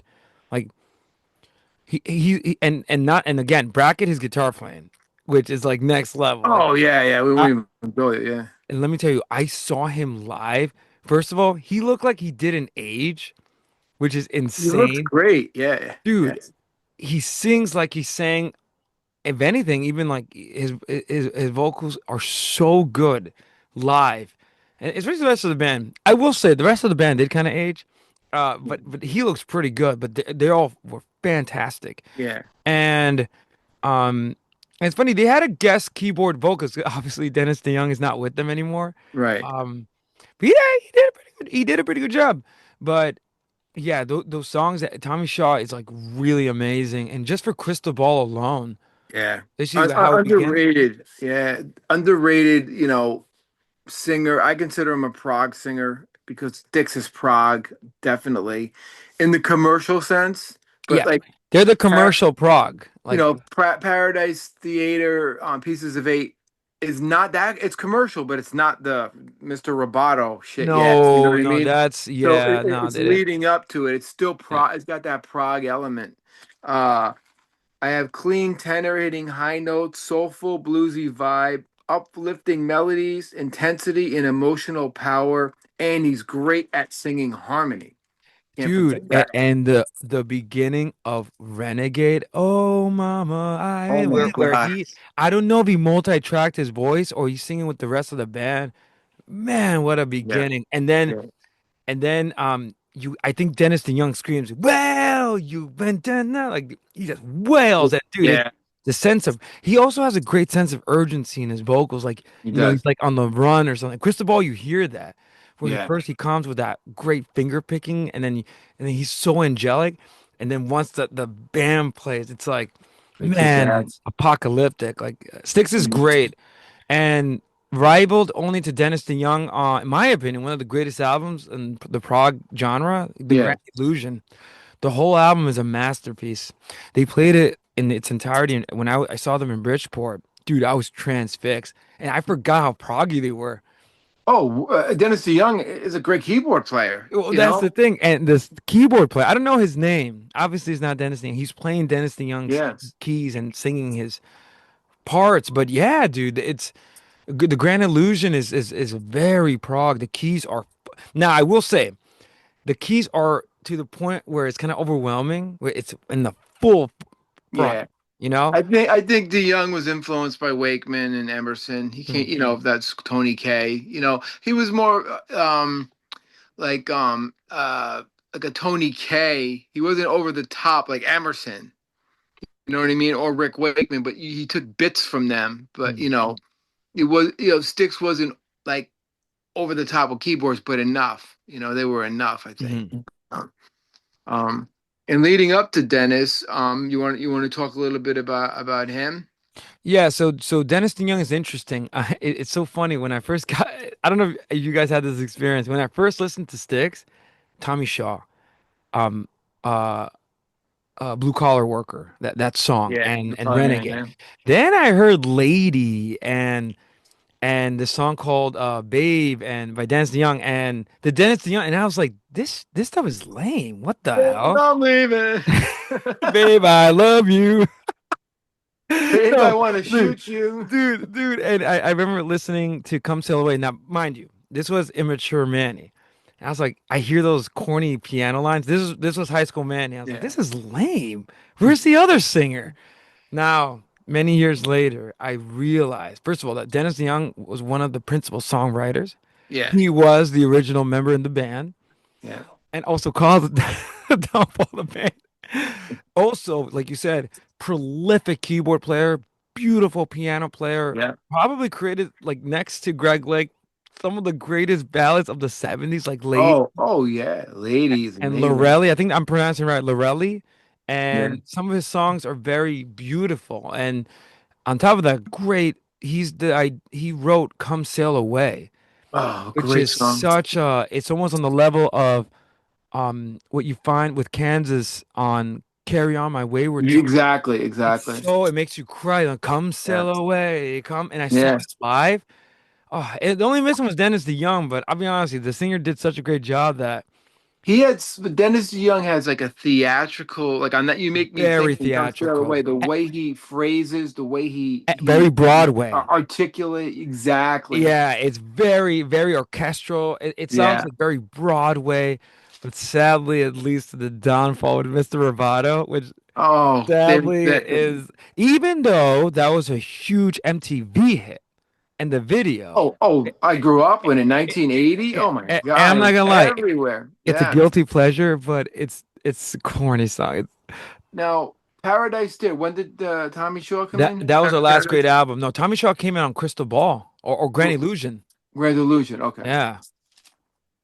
So what I have for Oh, and him, oh, one more thing, album yeah. covers, Pieces of Eight, Grand hmm Illusion, amazing. Oh, they had it all as far as a American. They are American prog. Them in Yep, Kansas. yep, they led the Look, they torch. had album covers. They had the musicianship. They were a little bit more commercial than Yep, Kansas. yep. They were more radio friendly. For Dennis DeYoung, I have theatrical vibrato. He's probably the best at that. Yeah. Which might turn some people off though. Well, again, like with me, like when I first discovered Tommy Shaw is Yeah, cool. Even you hear him and then you hear Dennis's songs, I thought it was lame. yeah. Now today, no, they're the I soul. mean, he's not as good as Freddie Mercury, but Freddie Mhm. Mercury has that Yep, quality yep, as yep. well. No one is good as Freddie Mercury, but amazing range, reaching high notes, powerful, clear vocals. He's great at ballads. Yeah, Babe, I'm leaving. babe, I love you. And high energy rock songs like "Come Or, Sail or Away." you're my lady. I love that No, song no, because it goes no, no. dan, dan, dan, dan, Yeah, dan, yeah. dan, dan, That's no, that's no, that song slaps. But it's yeah, just so funny when I first heard this song. I thought high school Manny. I thought it was so lame. I was like, all right, and then that's why Pieces of Eight was my favorite album, and like yeah. the song Blue Collar Man. That's guys. That's our anthem. Working at the Oh, temple. I guess exactly, I've gotta be a blue collar man. exactly. So yeah, so props to Dennis DeYoung, Yeah, definitely an great American band. prog singer. Styx, one of the best American prog bands, Oh, and and by the way, do you know why they're called Styx? because of the River Styx The in Greek river Styx mythology. in Greek mythology, which Yeah, is yeah. stunning. It's the river that souls have to sail on in the underworld to Hades. Now, who's the guy that looked back when his girl was behind him? Oh no, that's the Bible. No, no, there was Oh, a Greek mythology. He was in the river. He was in the River Styx, and oh, they said you can have her if you don't look back, or something was like it? that. Well, that wasn't Perseus, right? No, no. Who was it? We talked about it on We on a did. Rush episode, but I I forget. know what you're talking about, yeah, but dude, Anyway, cool band name, Styx. oh yeah, the River Styx. what was it on Clash of the Titans when the guy the skeleton guy's fingers would come up and he'd have Yeah. to put a token in it to get on the Ripper Sticks. Like Yeah, Cerberus, Cerberus, Hades is like three like scary three-headed dragon. yeah. Yeah. So since we're on American prog, we might as well jump to Kansas. Steve Walsh, uh, powerful tenor, diverse vocal delivery. Can hit high notes and sings from soft, very soft to very powerful. Um, which is another thing that these guys did. They could sing those soft notes and then Mhm. they could hit those fucking high notes, like in Carry On Wayward Son. So any comments on his vocals? Yeah. I don't have any comments on his except I had the album. I love the album. He has a great voice. You know, I was backtracking. I was thinking about Tommy Shaw and wondering what you guys thought about his involvement in Damn Yankees with Ted Nugent. Oh yeah. Super group. Wait, Jack that is a Blade. super group. That's a super group. Yeah, And Jack with Ted Blades Nugent, right? and Jack Blades from Night Ranger playing bass, who has a great voice too. It's Wow. not prog, but it's a great American rock and roll Yeah. for they have a song called Come Again. You know that song Come Again? It Oh. sounds like Crystal Ball. It's very similar. The Wow. beginning is a lot like Crystal Ball. What was the like? They're a one-hit wonder though, right? Or no? Yeah. I saw them live. Who did I see them open for and they blew me away? Oh, I think I saw them open for the Allman Brothers Oh wow. or somebody. I don't remember. Somebody huge at Jones Beach. And they were just Ted Nugent was amazing. Me and Joe were talking about Ted Nugent before, but Ted Nugent, Jack Blades, who, if you remember, Night Ranger, Sister Christian, great Yeah. singer, great. Don't tell me you love me, another great '80s song, and a great and the great Tommy Shaw. And I forgot the drummer went on to be in Leonard Skinner, so it wasn't Leonard Skinner. That's I'm confusing it. I Mm. forgot who it was, but the drummer joined Skinner for many years. Yeah, yeah, that's pretty cool. But yeah, I just can't believe that Ted Nugent would rein himself in and be in like a super group because Ted Nugent's Ted Nugent. His ego is very big. He'll be the his first one. career was in the shitter. Yeah, that It's, sounds right. Well, it's funny because Ted Nugent, I mean, he's also surrounded by controversy. But in the 70s, I mean, yeah, like his ego is all. That's when I forgot that he was in that band because I never would have. Ted Nugent was a god in the '70s. Yeah, He toured with Rush on Caress of Steel, and they were both going through a period of right, change. right. And they both got through it and became successful. Yep. Stranglehold took him to another level. He would wear a loincloth on stage. The guy was nuts. So by the time the '80s came along, he had a hit on MTV called "Tied Up in Love," which was a great song. Then the '80s weren't kind to him. And then in the late '80s, he formed a super group. And then, that was kind of, he still played, but it wasn't like he once was in the '70s. But it was cool that there was a new super group that came out, Mm. you know. But yeah, Steve Walsh, I think, is underrated as a Kansas is singer. a little underrated, and it's I crazy know. because "Carry On My Wayward Son" also such cool album covers, but Yeah, "Carry On My Wayward Son" is like one of the best prog suites. But what's I agree. weird is that it's accessible. It's so catchy. Hmm. And again, there's again that sense of urgency. Like it's a band, like, Yeah, just full frontal. And by the way, begins the album. I know. Dude, they should have left anything on the last track, but I know. because the rest of the album better be good. And luckily it is. But The whole Left Overture's genius. And then, later on, like Dust in the Wind. So he could go from Carry On, My Mhm. Wayward Son to Dust in the Wind, Point of No Return. Just, throwing him out there. One of my favorite American prog singers, Yeah, you know. I had it on. I had Left Overture on 8 track, and I Oh my had Grand God. Illusion by Styx on 8 track. And I read something today that the fan base for Asia, the reason why Asia was so successful in America, was because because of fan bases of Styx and Kansas like that kind of music that Asia there, was putting out. there we I think go. Asia was trying to satisfy that demand. Yeah, because Kansas changed direction. And Styx, we won't even go where they went, you know. Yeah, but I mean, Well, it's funny, and this is just what I perceive with Kansas that they have they have other albums, but they're only known for those two great ones. And Well, there, if you go back before Left Overture, there's a couple albums that are really, and they had a violinist in the band too. I thought they still did. No, like that was another like a Yeah, classical yeah, instrument yeah, which having a is really violinist. cool. You hear it, I think, in Dust in the Wind. But you hear him ripping in other songs too. And they were pretty scary looking if you see Yeah, pictures of those guys. yeah, they're pretty scary Yeah, looking. but like they really kicked ass. They were like Yes. Early Kansas sounds like Yes. They're Mm. proggy beyond proggy. So America, people forget, there's an American prog movement in the 70s that Yeah, just, which I think influenced Asia. I love that reference because Asia is the spiritual successor, and yeah, they carry them the torch that they yeah. started, right? And then on the Canadian side of things, Oh, we got you know where I'm Rush. going. Now you know where I'm going. There's that North American prog with Rush, Kansas, and Mhm. Styx, and they all had amazing vocalists. They all did, Yep, yep. But check out early Kansas as well, and Steve Walsh needs to be mentioned as a great vocalist. So speaking of Canada, how do we feel about Mr. Lee's voice?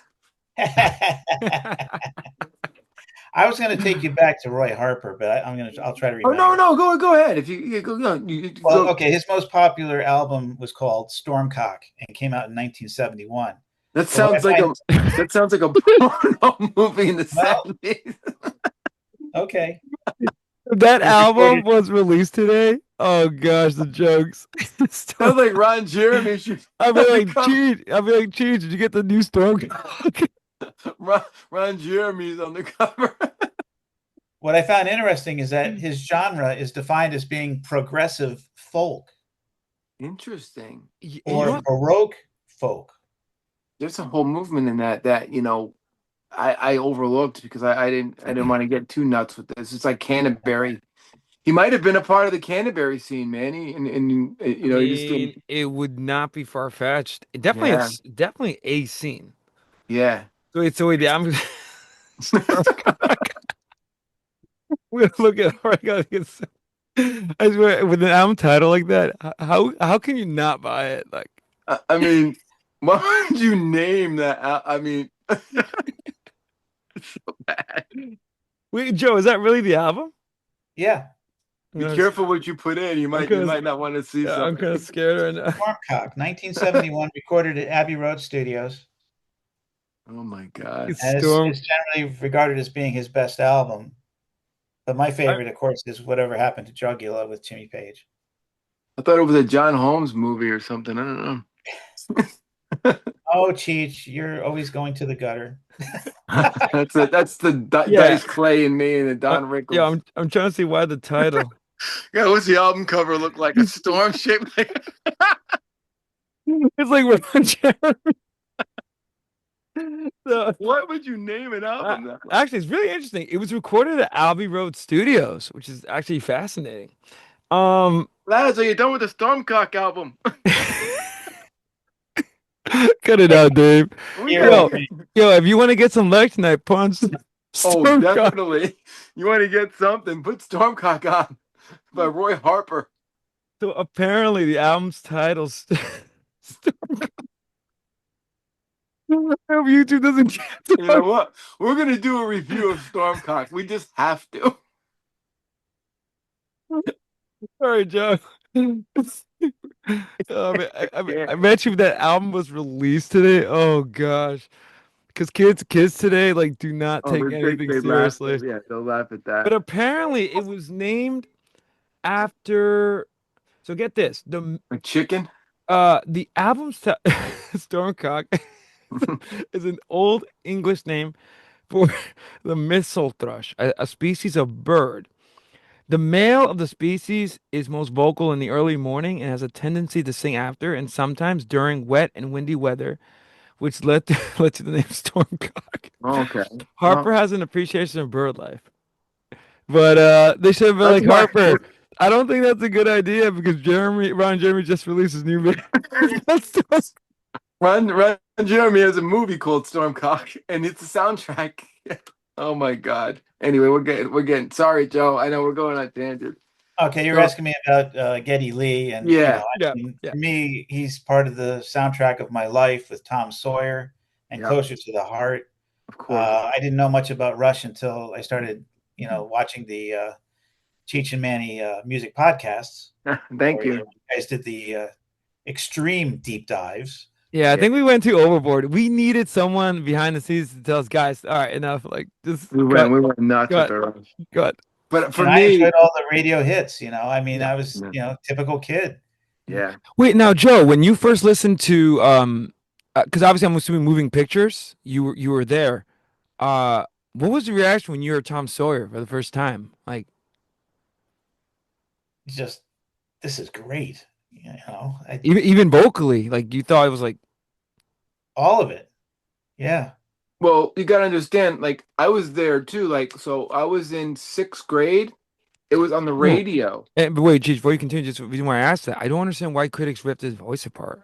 I think he's one of the greatest, like, and by because critics are just they were just mean to Rush. yeah, remember that section in the documentary? I'm surprised it didn't just Yeah. imagine if you're singing and critics you hear that. How do you not become discouraged? You're like, yikes. Because you know what made them, you know what made Geddy Lee not get discouraged, right? The fan base. They're selling out everywhere they played. And if Yeah, if everyone felt like Geddy Lee's voice sounded like a cat going through a blender, then there'd be nobody in the audience. They were selling out venues everywhere they played by yeah. moving pictures. They played the Garden. And in 1980, what did it come out? 81 moving Like pictures? 81, I think, right? Or Yeah, 82. it was on the radio Yeah. non-stop. And they were at first smart with the videos because it was just like the live concert footage. I thought Yeah. and them recording at Well, Les Studios, yeah, Les Studios. yeah. MTV didn't have like they would be like, we need videos from Rush, and Rush is Ray Daniels was probably like, "Oh, what's a video?" So we have a concert. I guess So we'll just here. We'll they just would cut just this. take clips from that and put it on there. It wasn't until Signals when they did Subdivisions. I Mhm. think that's the first Yep, real that's the first Rush one. Rush video. Yep. But yeah, Geddy Lee's voice, and let me break what did I do with my Geddy Lee? Here's my Geddy Lee. I mean, of Um, course, what I take away from Tom Sawyer is the drums. Everybody does. oh I, God, It yeah. was I it was think epic. let me tell you, I first, when I first heard Tom Sawyer, I have to think VH1 Classic. They did this list of the top 100 back in the day, um, the top 100 hard rock songs of all time. I'm watching it, and by the way, this is young Manny taking even notes on the songs. I wanted to download them after, like on LimeWire. LimeWire was a way where I you can remember. pirate music, and I would Yeah, pay a kid here who had a computer to download the song on my little MP3 player. yeah, And I would, and then it was like number 55. A Monday warrior, mean means why. yeah, Today some sir, mean mean dun, dun, dun, dun. And I yeah. saw this guy looks normal on this in this crazy drum set. So going on with what Joe saying, dude. And I was like, what is this? And And and and yesterday was the fifth year of his death. rest Just him. rest in peace. Truly a loss. Yeah, Yeah, rest in peace. greatest drummers. But yeah, Getty's vocals, I was like already hooked, and this led me Yeah. to search more. And then I hate when people say, I don't like Rush. I don't like the singer. I'm like, what's wrong with you? People say that all the time. yeah, it's All the weird. time. It pisses me off because Geddy Lee has a unique voice. That's the problem. Hmm. He doesn't sound like anybody. And when you have that unique of a voice, and he's nasally, Yep. and it might piss people off that, oh, I remember in high school, this guy's like, why do you like Rush so much? They'd be good if they had a better singer. I'm like, wow, what the fuck is wrong with That you? is weird. To be honest, I never understood. Me personally, I never understood that. Love his voice. And I went back further, and we in and just like hopefully we don't get too detailed here, but um, dude, Xanadu. In my opinion, if he just did Xanadu, Yeah. dude, one of his best performances. Oh yeah. And Greatest. he's firing all cylinders. He's doing the scream. He's doing the beautiful singing. Also, he's very theatrical because the song is like a movie Yeah, epic. yeah, So he's interpreting Neil's lyrics. yeah. And he's He's making a great. poem, like Coleridge, come to life. Mhm. But also, Getty's voice changes through the years. Yep, yep, So when he's 19 years old or 20 on the first album, Finding My Way, the first track that opens an album, it's like high pitched, yep, the windows are gonna crack. Then you go into Big Money era, Power Windows, he's more throaty. He's yeah, getting into yep. that John Uh, Anderson, my middle. favorite vocals is on Grace Under Pressure. I think That's what yeah, that's where he's getting he throaty. reaches peak on that. Yeah. And then, as you get into the 90s, he's not singing as nasally and Mm. I even get pissed now when people say, "Oh, I know his voice is going to be on the new tour." It's I gonna, think uh, Getty's voice never yeah. lost anything. What? And for people that say that, shame on you, man. People say that about Dickinson too, but Uh, When it it's comes to music critics, you just remember those that can't do it, write about it, yep, exactly. yep, yep. And they right? wrote about Rush, man. They Yeah, the butchered three Rush. singers that I've read reviews of for my whole life, it seems like, who have gotten the most critical backlash, where people just, the critics just hated them, was Geddy Lee, John Anderson, and Neil Young. And, The, and I the would even critics add, hated the voice. and I would even add, I read some things about um Robert Plant too, because at some point like it's interesting. Um, and those are on our books. They're probably one of the greatest vocalists of all Yeah. time. Like it's Yeah. strange. I They've don't all know. had 50-year plus careers. I know. What were I'm kind of confused. Like, what were the critics exactly looking for? Like, If you're selling out the garden and somebody's ripping apart your voice, fuck you. I'm selling out the garden. Who cares? You know what I mean? It's silly. I think the Anyway. problem with Led Zeppelin was they read all the reviews, and then mm, Yeah. they would challenge the journalists, and they wondered why the reviews that continued to be bad. makes Was sense. I think that at one point John Paul Jones got upset at a review, and John Paul Jones is the most laid back guy ever, but I think he wanted to take a punch at a journalist. Yeah. You know, But if you're a true fan, you're not going to listen to any critic, you know, you know. Yeah, but I think, in my opinion, they're wrong. This is the one They're moment. always This wrong. is the one moment.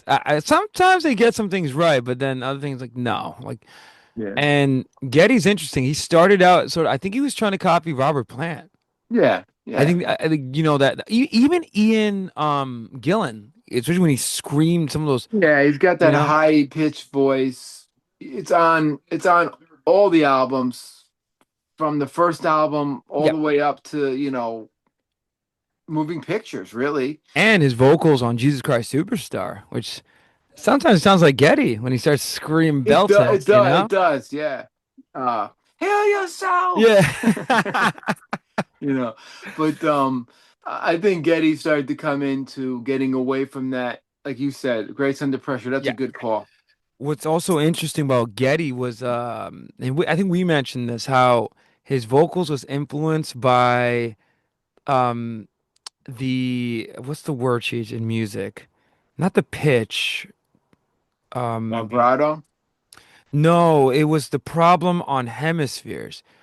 Oh, Uh, the the key key. signature. Yeah, So yeah. he would match the key, That's why he's saying so high because which proved very challenging. And all they I had think to I'm farewell to do, Kings. I know it was Hemispheres. Terry Brown said, "Why don't you guys?" They recorded the music already, and then Getty had to sing it, and he's like, "Fuck, I can't hit these notes." So Terry Brown was like, "Why didn't you guys just tune your guitars down a half step?" And they were just like, "Oh." That would have been a good idea. And that's a true story. If people don't believe me, that I've read that in many Rush books. But let me just any more on the great Geddy Lee. I mean, we could go on for the next 2 hours on him. His bass playing, but we'll Ah, leave it please. there. But the you one know what thing, I'm sorry. Go ahead, Joe. you know what Getty is going to be known for. I think he's going to be the next elder statesman of rock and roll, the way that Yeah. Jimmy Page is and Robert Oh, Plant, yes, yes, as a definitely. Mhm. historian and Hmm. as a talking about it. Doesn't mind talking about his influences. Yeah. Yeah. And he's so personable and nice. Yeah. He's also a great baseball fan. Oh, I love seeing him at the games with his grandkid. It's like, I I think he's one of the most humblest musicians, yes, and I love seeing. I don't know, Joe, if you saw this, their recent videos with Alex. Dude, like best friends having fun, imagine super that. exciting about life, and saying, we love playing music. We want to go out there. Um, and yeah, he has interesting hobbies. He's very humble. Like one of the things he loves to do, I think is bird watch, and his grandson loves to bird watch too. So he bought his Yeah, grand like to go yeah. out. Like Well, yeah, they can hang out. Well, they can hang out with Roy Harper and go over some Firecock album or whatever. Was it? he went by this goddamn store. I don't know. I'm just I got I'm one more thing getting. on Getty, but it doesn't have to do with singing. What's that? I read somewhere that Alex actually had reservations about Getty doing so much with like keyboards, going through that keyboard phase. Yeah, in the '80s. Alex found it difficult to play with and around the keyboards Yeah, Getty as a got nuts. guitarist. Yeah, So Uh, that could have put a strain on their friendship. but yeah. it didn't. They Well, they they loved like w- those guys well, been friends since middle school, and think of all the shit that they've well, been through. well. According to the research I've done, like documentaries and just like being obsessed about the band, Getty chose his friendship with Alex and gave up the keyboards. Like he was like, Yeah, okay, yeah, it was hard. He even says that even you see how depressed he, fine, like because yeah, Alex was getting like really angry. No more keys, like no more. yeah, yeah, And yeah, Neil had no problem with it, and he also yeah. introduced a lot of like electronic drum kits in his set. Oh yeah, yeah, yeah. So he had no Go back problem to with it, the but Simmons drums. Yeah, yeah, yeah. but it was getting in the way of the guitar. Um, so I'm just gonna name some names, and I'm gonna throw the ball to you soon, Joe. This guy has to be mentioned. Martin Turner from Wishbone Ash. Um, Wishbone Ash is definitely a prog band. I Yep. recommend the album Argus. And the first album, the song "The Phoenix," influenced Iron Maiden's career. Mm. And Leonard Skinner's Freebird.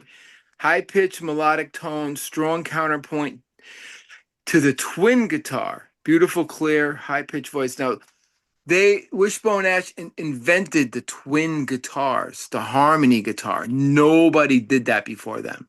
It's like Wishbone Ash. And this guy was singing over those harmonies beautifully. So just throwing him out there. We'll go Mm. from that. So I'm going to throw, I hope I'm not saying her name wrong, Annie Haslin, Joe. Annie Haslam of Haslin. Renaissance. Yeah. Yes. The only woman on the list, I assume. The only Yep. one, yeah. She, Joe, we were talking about how there is. I don't know if it's weirdly or strange. There's not really much women prog rock singers, she's the which only one I could I think wonder of. why though, right? Because obviously, like women were in the rock world. I mean, just Heart alone. I mean, Hart gets proggy. Oh, Patty Smith with Yeah. Punk, like I mean, I think we talked about Sing Child Sing. There's flute on that, and it gets real Mm. proggy. But that it's only one song, so they're not a Heart's not a prog band. But I can't think of a prog rock I, female singer at I all. wonder because there's prog rock bands in the 80s, 90s, 2000, even though they're not popular. Like, I wonder if there's any female led ones. Like, I'm gonna do more research on that. But um, you want to just talk about her and why you like her so much? Oh yeah, You know? well, yeah. Well, she came to Oswego State around 1979, 1980 with Renaissance, and I was unfamiliar with the band, knew nothing about them except that they were considered prog rock. They put on a great show. She had this beautiful evening gown on. She was like an opera singer. She stood like an opera singer. Yeah. Um, and her voice was beautiful. If anybody has a chance, if you only have a few minutes, uh, listen to Carpet of the Sun. If you have a little bit more time, like 11 or 12 minutes, listen to Ashes Are Burning. Yes. Ashes Are Burning, it w- is so awe-inspiring, and then it'll make you cry. Yeah. well, for our viewers out there, they better have a lot of time because most of the songs we're talking about are like 20 minutes. I know. Yeah, You we're the can't rush only through us a three. We're Renaissance. the only crazy ones that will listen to like. And I get it, yeah, because it's funny because we talk like it's normal. Yeah, yo, did you listen to that 20-minute song? Yeah, rush through Renaissance live at Carnegie Hall. You got to be out of your mind. You got to Yeah. listen to every note. But Carpet of the Sun is about 4 minutes long. And they had another song that got some radio play, which was, I think, called Northern Lights. Yes, Northern Lights and Mother Russia. You familiar with that one? Yes, Another famous song. that's kind of a theatrical, yeah, orchestral thing. Which Maiden had a song called Mother Russia, which is interesting. I don't Yeah, know. Just throwing that out there. but And she dressed five octave vocals, blending classical, folk, operatic style qualities, dressed up in, like you said, the ballroom yeah, gowns, beautiful, beautiful woman. yeah. Very a great image. And she backed it with her voice. Just too bad Renaissance like Wishbone Ash never broke here in the States. I mean, they must have. If she played Carnegie Hall, they must have been big at one. They had to be big to play Carnegie Hall. They were very popular in the Northeast United States Yeah. for And that whatever was the reason. Prague, like the 70s Prague era. So they had to have, they're not on the radio though. That's the thing. Like they're not Yes, ELP on the radio, but they had a devoted following to follow them to Carnegie Hall. Mm. Just like Geese, that band Yeah, Geese, Yeah. that they played Carnegie Hall. I'm like, Oh wow. well, not Geese, but the lead singer Cameron Oh, Winter. the lead singer. But you're Yeah. right to play Carnegie Hall. I mean, You, that's you that's got some to sort of be, artistic achievement. oh, hell yeah. so I got to Um, see Renaissance twice. They played at the college campus in the '70s, and then I saw them play at the Richfield Playhouse I around remember you. 2015, and put on a really good show. I enjoyed it so much. Remember you telling me that when you were working at the temple. Yeah, she may be the only surviving member of the band. I She's got think to they be. lost someone last year. She in her 70s? Yeah, Okay. she lives in Pennsylvania. She's from England, but she's become an Yeah. American citizen. Tax Mm. purposes, they all do it. Yeah. I should look her up. I bet she has a Christmas album. I'm working on Christmas albums for your next year's I, Christmas I episode. I I love it. It's gonna be I think epic. you should be on our show next year. We got it. Yeah, Joe, you got to come on because recently we discovered well, Cheech discovered that Mike Oldfield, who was famous for composing, well, he's weird, but part of the Canterbury scene, Tubular Bells, the Exorcist theme song, And he which is has a like, Christmas album. and he has a Christmas album, which is, dude, with the things that you unearth, and I was like, that's I couldn't so believe it. only in the prog rock world will you see this. I Like, know. I couldn't believe. I'm sure, and then we said we want to do a whole show on Father Christmas, oh, the Great I Lakes. have So so much. I could write an essay on that song. Like, beautiful. I think that's Christmas is over, but that's my favorite one. Anyway, I know we gotta move along. Another band, Gentle Giant. I'm just gonna name mm, bands people need to listen to. Derek Showman, dynamic stage presence, powerful, abrasive, tough voice with a tinge of R&B and different vocal style. He's a very different vocalist. You could see him on YouTube. Check out any Gentle Giant, video on YouTube. Knots, Free Band, On Reflection are my three favorite songs. Just to give Gentle Giant a shout out. Peter Himmels, Vandergraaf Generator. The reason why I'm so obsessed with this band is because it's Rush's favorite prog band. And man, we saw some of their stuff. It's pretty sick. I sent you some of their shit. yeah, it's really, I could see the influence. I wonder, but did they make it big, right? Like, No, no, not in America. I mean, they were that's just like too. the name is pretty proggy. It's like I really know. cool. His name is like what the You're fuck? getting licked tonight. You put that on. Oh hell yeah, you're gonna get more than that. And It's like, hey, I got the new.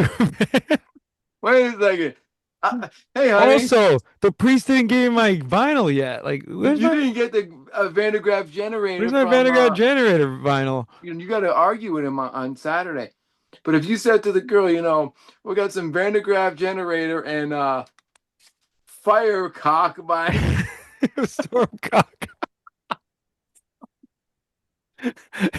You're getting licked tonight. I'll take the Van Grafter It's generator. funny. Joe's probably like, in the chain song. Cut it out, Dave. One break coming out. Dude. Oh my God. But Just remember, if you want to play some music for a girl and you have to choose between Brain Salad Surgery by ELP or James Taylor's Greatest Hits, do yourself a favor if you want to get the girl's phone number, play James Taylor for her. depends on the girl though. You never Dude, know. who in your dude? Which girl would get off at listening to brain salad surgery? I want to meet her. And listen, if there's any girl out there watching the show and you dig brown brain Yo, salad surgery, call me. I will give you my number. meanwhile, like But Bobby, send me a picture. Send me a picture yo, you're first. seeing your Bobby comments. He's like, yo, come to our I show here. defy anyone to try to have a conversation one on one with ELP's Brain Salad Surgery on in the background, or even worse, King Crimson's Red.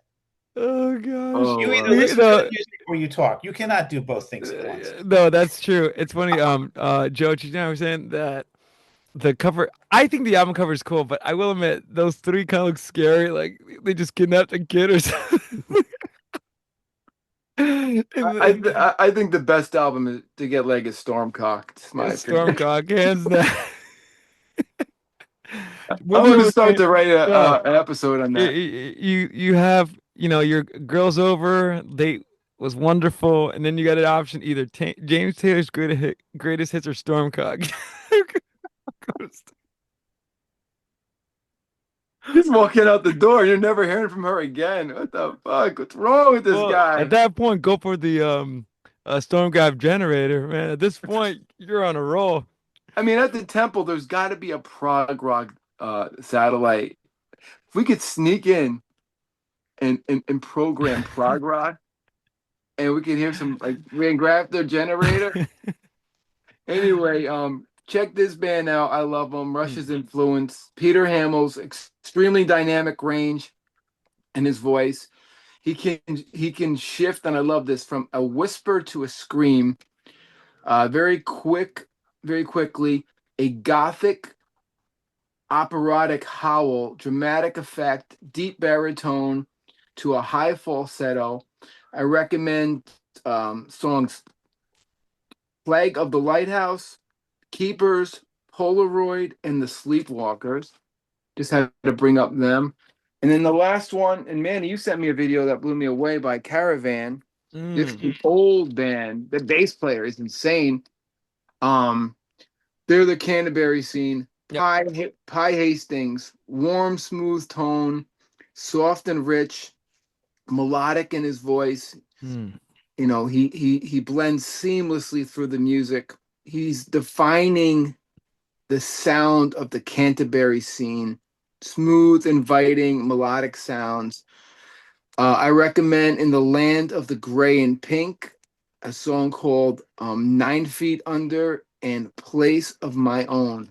Caravan, if it wasn't for Caravan, I swear there might not be a whole prog rock scene. Mm. Them and Soft Parade started it all. And of course, Camel. I didn't get into Camel sing. All right, Mm. well, I'm taking it too far now. But anyway, let's put our heads together and come up with our top five singers. And I have six. Do you want to go like each person just says the singers and then Yeah, discuss I yeah. don't Go want to rank them. Did you want to rank them?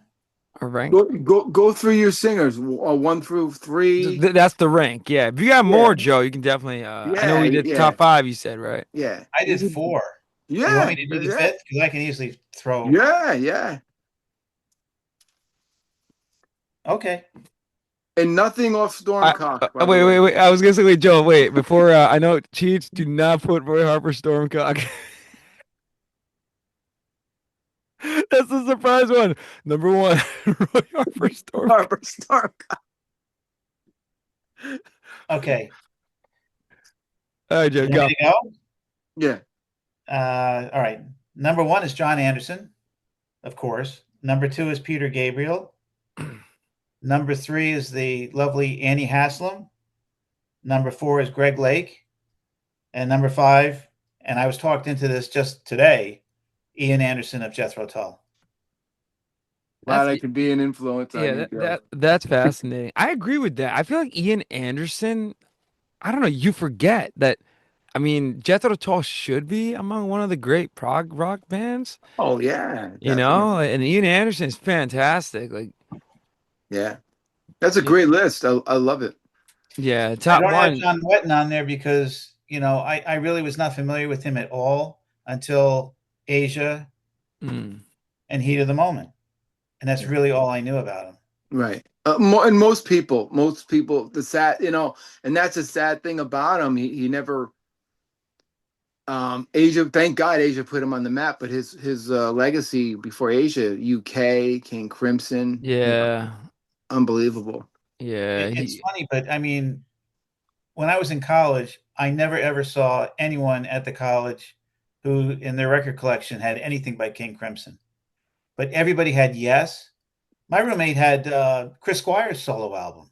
Was Oh, it Fish Out of Water? Fish Out of Water. Yeah, that's Fish a Out of great Water. album. Yeah, He great. had David Gilmour's solo album. Yeah. You know, but King Crimson, I never Mm. saw it. And, Uh, yeah, I and feel now I Well, feel like with King Crimson was Crimson, I more. was telling Cheech this like uh, the King Crimson's weird because they were big in England, but they went nowhere. And most of their albums, like they were good, but they were not successful. Yeah. It's kind of strange, but I feel like the ones that are really obsessive into prog rock, no King Crimson. Like there's no way, like like but it's weird. They just never hit it as big as the others. Like Yeah. so, and it's crazy because they have one of the best albums in the Court of the Crimson King and Yeah, covers. Like great. Yeah, it just that cover started alone is prog pretty rock. cool. Now I'm watching Robert Fripp and his wife on Reels. Dude, that is so weird. Yeah, what happened to Fripp? I don't know.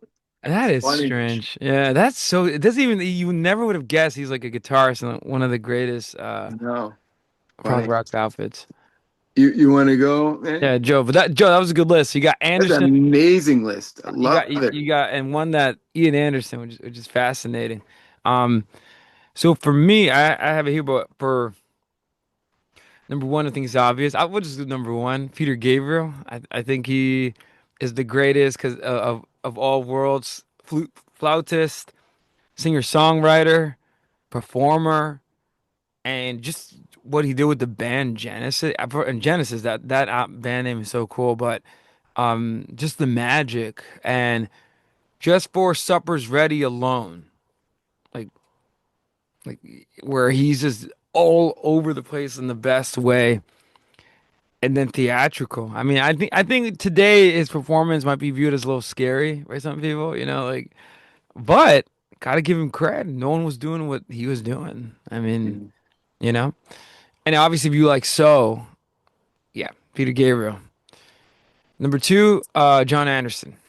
I mean, he's one of my. This is so close. And the only reason why picked Gabriel was because of sentimental value, Right. especially for the song "The Lamia," which back high school, man, I listened to this song. The only reason why I knew it was because it taught my dad English. That's amazing. Like he had, that's the only reason why. And to this now, Lamia, oof, like, and then when we heard our boys in Iron Maiden talk about the Lamia, I was like, shit, Yeah. the Lamia, like, Well, yeah. that's where they got it. That's where they got it Isn't from. that crazy? It's insane. But John Anderson, oh my goodness, with his work with Yes alone, and I would argue if he just did Close to the Edge, that would have been enough. Like that, just his vocals and the Yeah. harmonies, he's able to harmonize beautifully. And I know this album gets like crapped on, but well, not really, but with prog rock fans, 90201, Owner 90182. Yeah. 901A2. Yeah. Owner of a Lonely Heart is a pretty good vocal performance by Anderson, and just I feel like the rest of the stuff is excellent. Like It Can Happen is excellent, like very accessible. Wait, we charge you doing Yeah. top five? Top five? Cheech, top five? Like right? Yeah. Right. Yeah. Top five? Yeah, Yeah. yeah. You have one This is more? in my three David Gilmour. Like I feel like this I do consider Pink Floyd prog rock. Like Dark Side is just one suite. Like they should have released like Thick Yeah. as a Brick, like just like 40-minute epic that like Yeah. They blew could up have. Mike Oldfield. But they're smart because they knew that people were gonna be like, I'm not listening to this 40-minute song or whatever. But it is a 40-minute suite. Yeah. Um, oh my goodness, the Yeah. vocals on that Gilmore, like Gilmore's one of the best singers, and his vocals transcend. Then if you listen to his vocals on Dogs and Animals, oh, I mean, just with that and that 20-minute epic.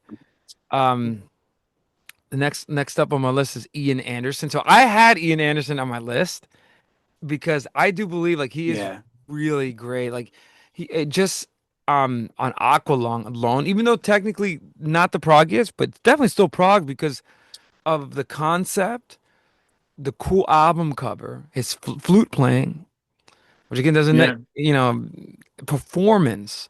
And I feel like Hymn 43 is one of the best songs of all time. And I love his vocals on that. And Thick as a Brick, fantastic. Oh yeah, yeah. Yeah. And then obviously number five, and I know it's a shame because I was thinking, is he too low? But Geddy Lee. Like Geddy Lee for Ah. I know he's too low. I know, but this is so hard. But he's on the top five. So uh Geddy Lee for Free Will, and especially the Yeah. performance on Yeah. Exit Stage Left, Agreed. it Yeah. changed. When I saw that, I thought this was one of the most coolest dudes I've ever seen. And the Yeah. way he's playing his Rick and like, singing, like I thought, and then later on when we dissected the song, went more detail into it. Oh man, that song is just fantastic. But Magical. yeah, Geddy Lee, best prog rock. So number Wow. five. Mine. I just can't get the. I'm sorry. I'm just Do getting. not include Stormcock. I gotta get the laughter out. I don't know. This made my whole day. Yeah, Joe, that was You are terrible. Storm. One. Joe, you you have to made him. listen to it now. You have to listen to it. You have homework. You have to listen to Stormcock. Now we need to listen. Roy, Roy Thank Harper. you, Joe. I mean, this made my whole day. I mean, Storm. I think, the only one that did my homework and listened to Peter Gabriel's latest album, I.O. Yeah, I need to listen to the new Gabriel stuff. Like You'll that's like where it. I'm Yeah. gonna start listening to it. Yeah, I got. What's funny? As a side, have you guys listened to Paul Simon's like one of his new albums? I think it was called. Oh, I forgot the name of it. But you forget a lot of the stuff from these artists is fantastic. Oh, and And they're I and I still heard doing it. Yes's 2000 album. Some of them are really They good. are. They are As really an good. aside. But yeah. No, so now I'm There's gonna one listen. that came out in 2013. That's phenomenal. I'm gonna listen to yeah, and then so yeah, Cheech, you're gonna go to Barnes and Noble. Oh, Barnes and Noble. I'm gonna ask the really cute girl behind the counter. You Excuse me, know, ma'am. Yeah, the so girl, the do you girl guys with the green and red hair that I know. Hey, my kid there. I'm do you looking guys have for any store coffee? I'm looking for Roy Harper Stormcock, honey. Is it next to the Buzzcocks? Oh gosh. Oh my goodness, Buzzcocks are my favorite band. Anyway, okay, you guys are gonna really hate me. You're gonna hate me on this, but this is personal. So I did this from a personal Yeah. Cheech life experience thing, you know. Oh shoot, you know what's funny? Joe, you didn't go Greg Lake, right? Yeah. Oh. Ooh. Yeah, we left off Greg Lake. Now I will say I did it on purpose myself, but it's gonna be on Wait a minute. Cheech's list. John Yeah. Anderson, Peter Gabriel, Annie Haslam, Greg Lake, Ian Oh, Anderson. I forgot Greg Lake. Cheech asked for five. I got you five. oh, I so forgot look, to Greg talk Lake about was on your Greg list. Lake. Okay. Yeah, because John Wetton you weren't that familiar with, Yeah. just Asia. Oh, one was Exactly. for me. Wait, for me, one more. Honorable mention, the the legendary John Wetton. Like Oh yeah, yeah. because of him, I got into prog because of Asia, and then Yes. his work on Red, whew, like Oh yeah. and his bass playing. Oh my goodness! Like Yeah. anyway, Well, but wait, honorable wait. mention for me. Yeah. Amazing. So, don't, this is just my personal life, going through my life of prog rock. Number one, Geddy Lee. You're a bit in Stark.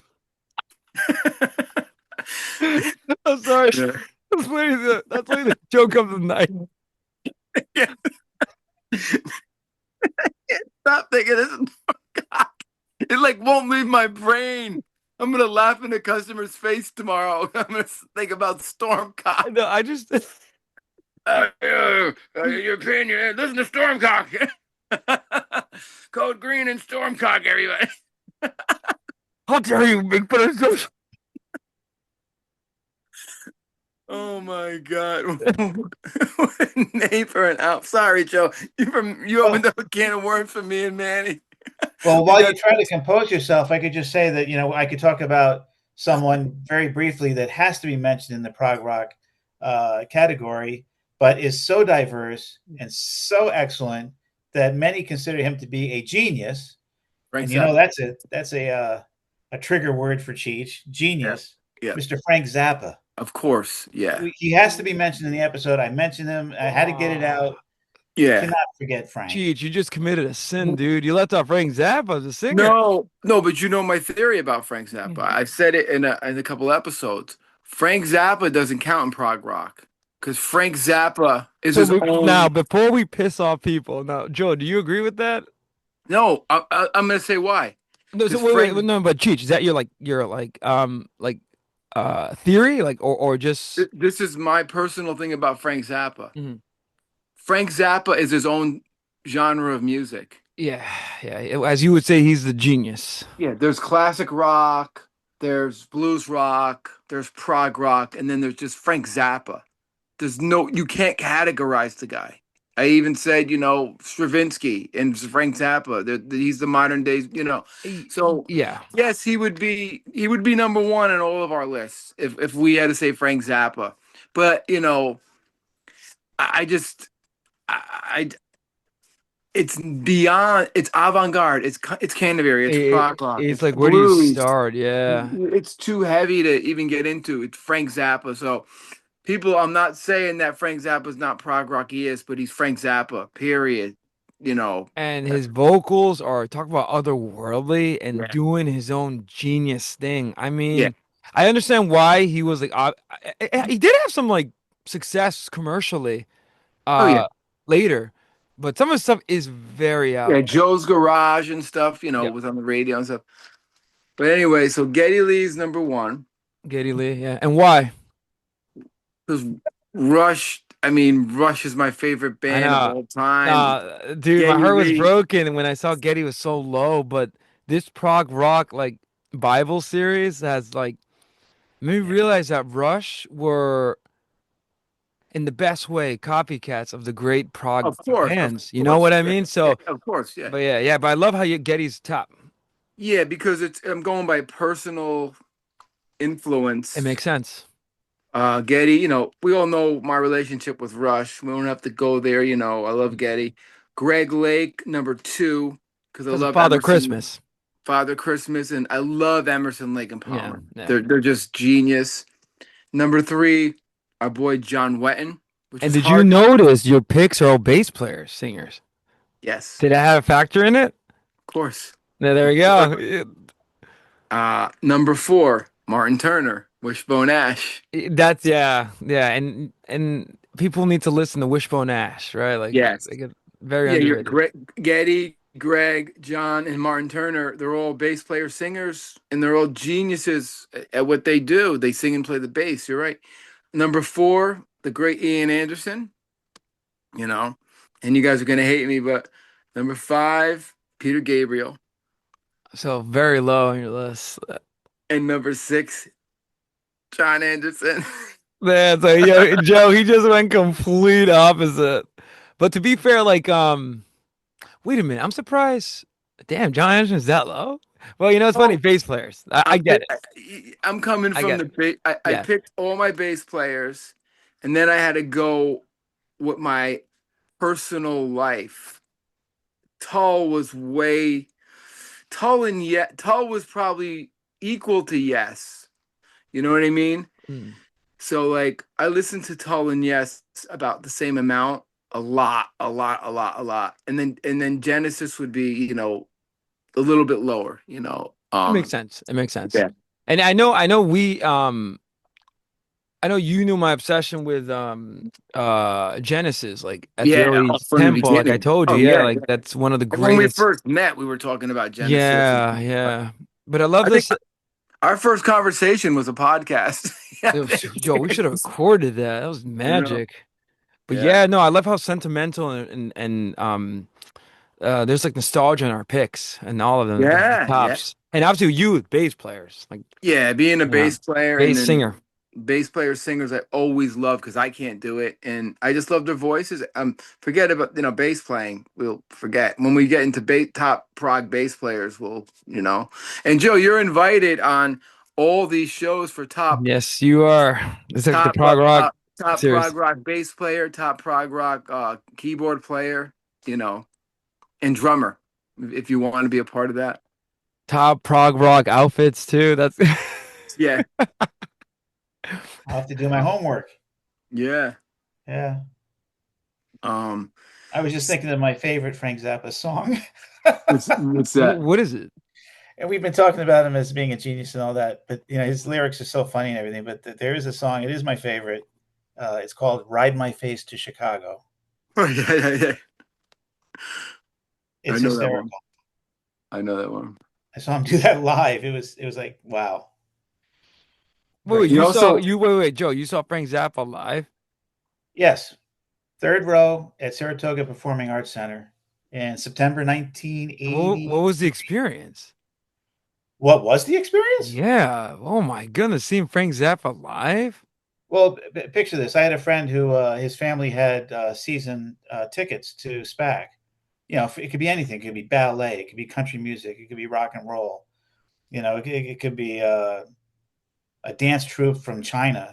It could. So his family, usually somebody liked some genre, and so the tickets would be used. But my friend noticed that Frank Zappa was playing, and he had the tickets, and they were third row center. And what was interesting is that we got caught in traffic, and basically they had already put the house lights down as we entered SPAC, which I had never been to before, and grabbed an usher who had a flashlight, and he had to lead us down in the dark. And I'm like, "Where are we sitting? Where are we sitting?"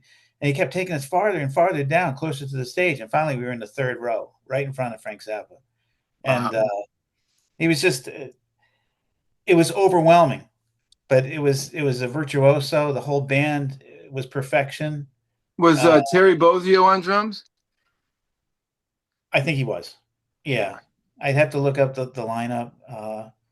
But yeah, I know I've commented on one of the other shows that, Frank Zappa could say more with a guitar in 10 seconds than Jimmy Page could in 5 minutes. Yeah. Yeah.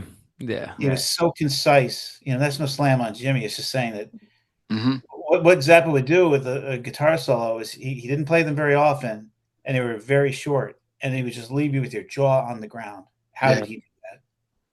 Yeah. His And you genius. wanted more. He left you wanting more. That's a great artist to do that, and a great artist will want Eh, you to He, to lead, he have more. he's like the Mozart in the rock world. I think like Oh there's yeah. it Yeah. transcends. That's why it's hard to pit him, you know. And obviously I heard I think the album's called Hot Rats Yeah. is one of the considered one of the greatest and also proggy too. Yeah. Yeah. And that's why I don't put him in the prog category because he's just Frank Zappa. He's a genius. He's Frank I Zappa. I wonder his influence on like because his album he was with the Mothers of Invention. Yeah. So and he was very influential, but like because obviously, for example, like Deep Purple, obviously, immortalized them in the song "Smoke on the Water," right? Oh Like, yeah. Yeah. Yeah. you know, Yeah. Frank Mud and the Mothers, Well, the story is they were in Swi- Switzerland Switzerland, and and they some went to guy. see Frank Zappa because they were going to use the venue to record the album. Back then, they would record in a big venue, and it was like a live album. And they would re in oh no, no, I'm sorry. Were they recording in the venue? The studio was in Switzerland. I take that back. Hmm. And then they said, "Come and see Frank Zappa. He's going to play." And it was a bamboo ceiling, and somebody shot a fireball, no pun intended, into the bamboo. And Frank Zappa was singing, and he looks up, and the whole roof is on fire, and he's like, "Fire!" He starts screaming fire into the microphone, and everybody panicked, and they ran out of there. That was the story Roger Glover had told me. Oh, that's crazy. And Roger Glover woke up the next day, and he just said out of a dream, "Smoke on the water," in Geneva. and he said, "I have a song title." And he went to Ian Gillan, and Ian Gillan started to write down what happened. If you listen to the Hmm. lyrics, it's about what happened that night, a It's all fire. about that, yeah. But I'm just saying, like the influence on Frank Zappa, because most like the influence on like the prog musicians, Yeah. I always wonder about that. Well, Frank Zappa, I think, wasn't even influenced by no rock music. He No, was I don't listening. think so. And it's crazy because like when he released some of those albums, who was listening to them? Like, because they're so out there. Kids on drugs in the 70s, in the Kids 60s. on drugs. Definitely. You know, that's because the kids, let's face it, kids in the 60s, late 60s, early 70s had an attention span that was so amazing. And on being under the influence, they can listen to ELP, they can listen to brain salad surgery. They could admire that, and Frank Zappa, they could handle that, the attention span went from we had like freaking Albert Einstein to cave people now.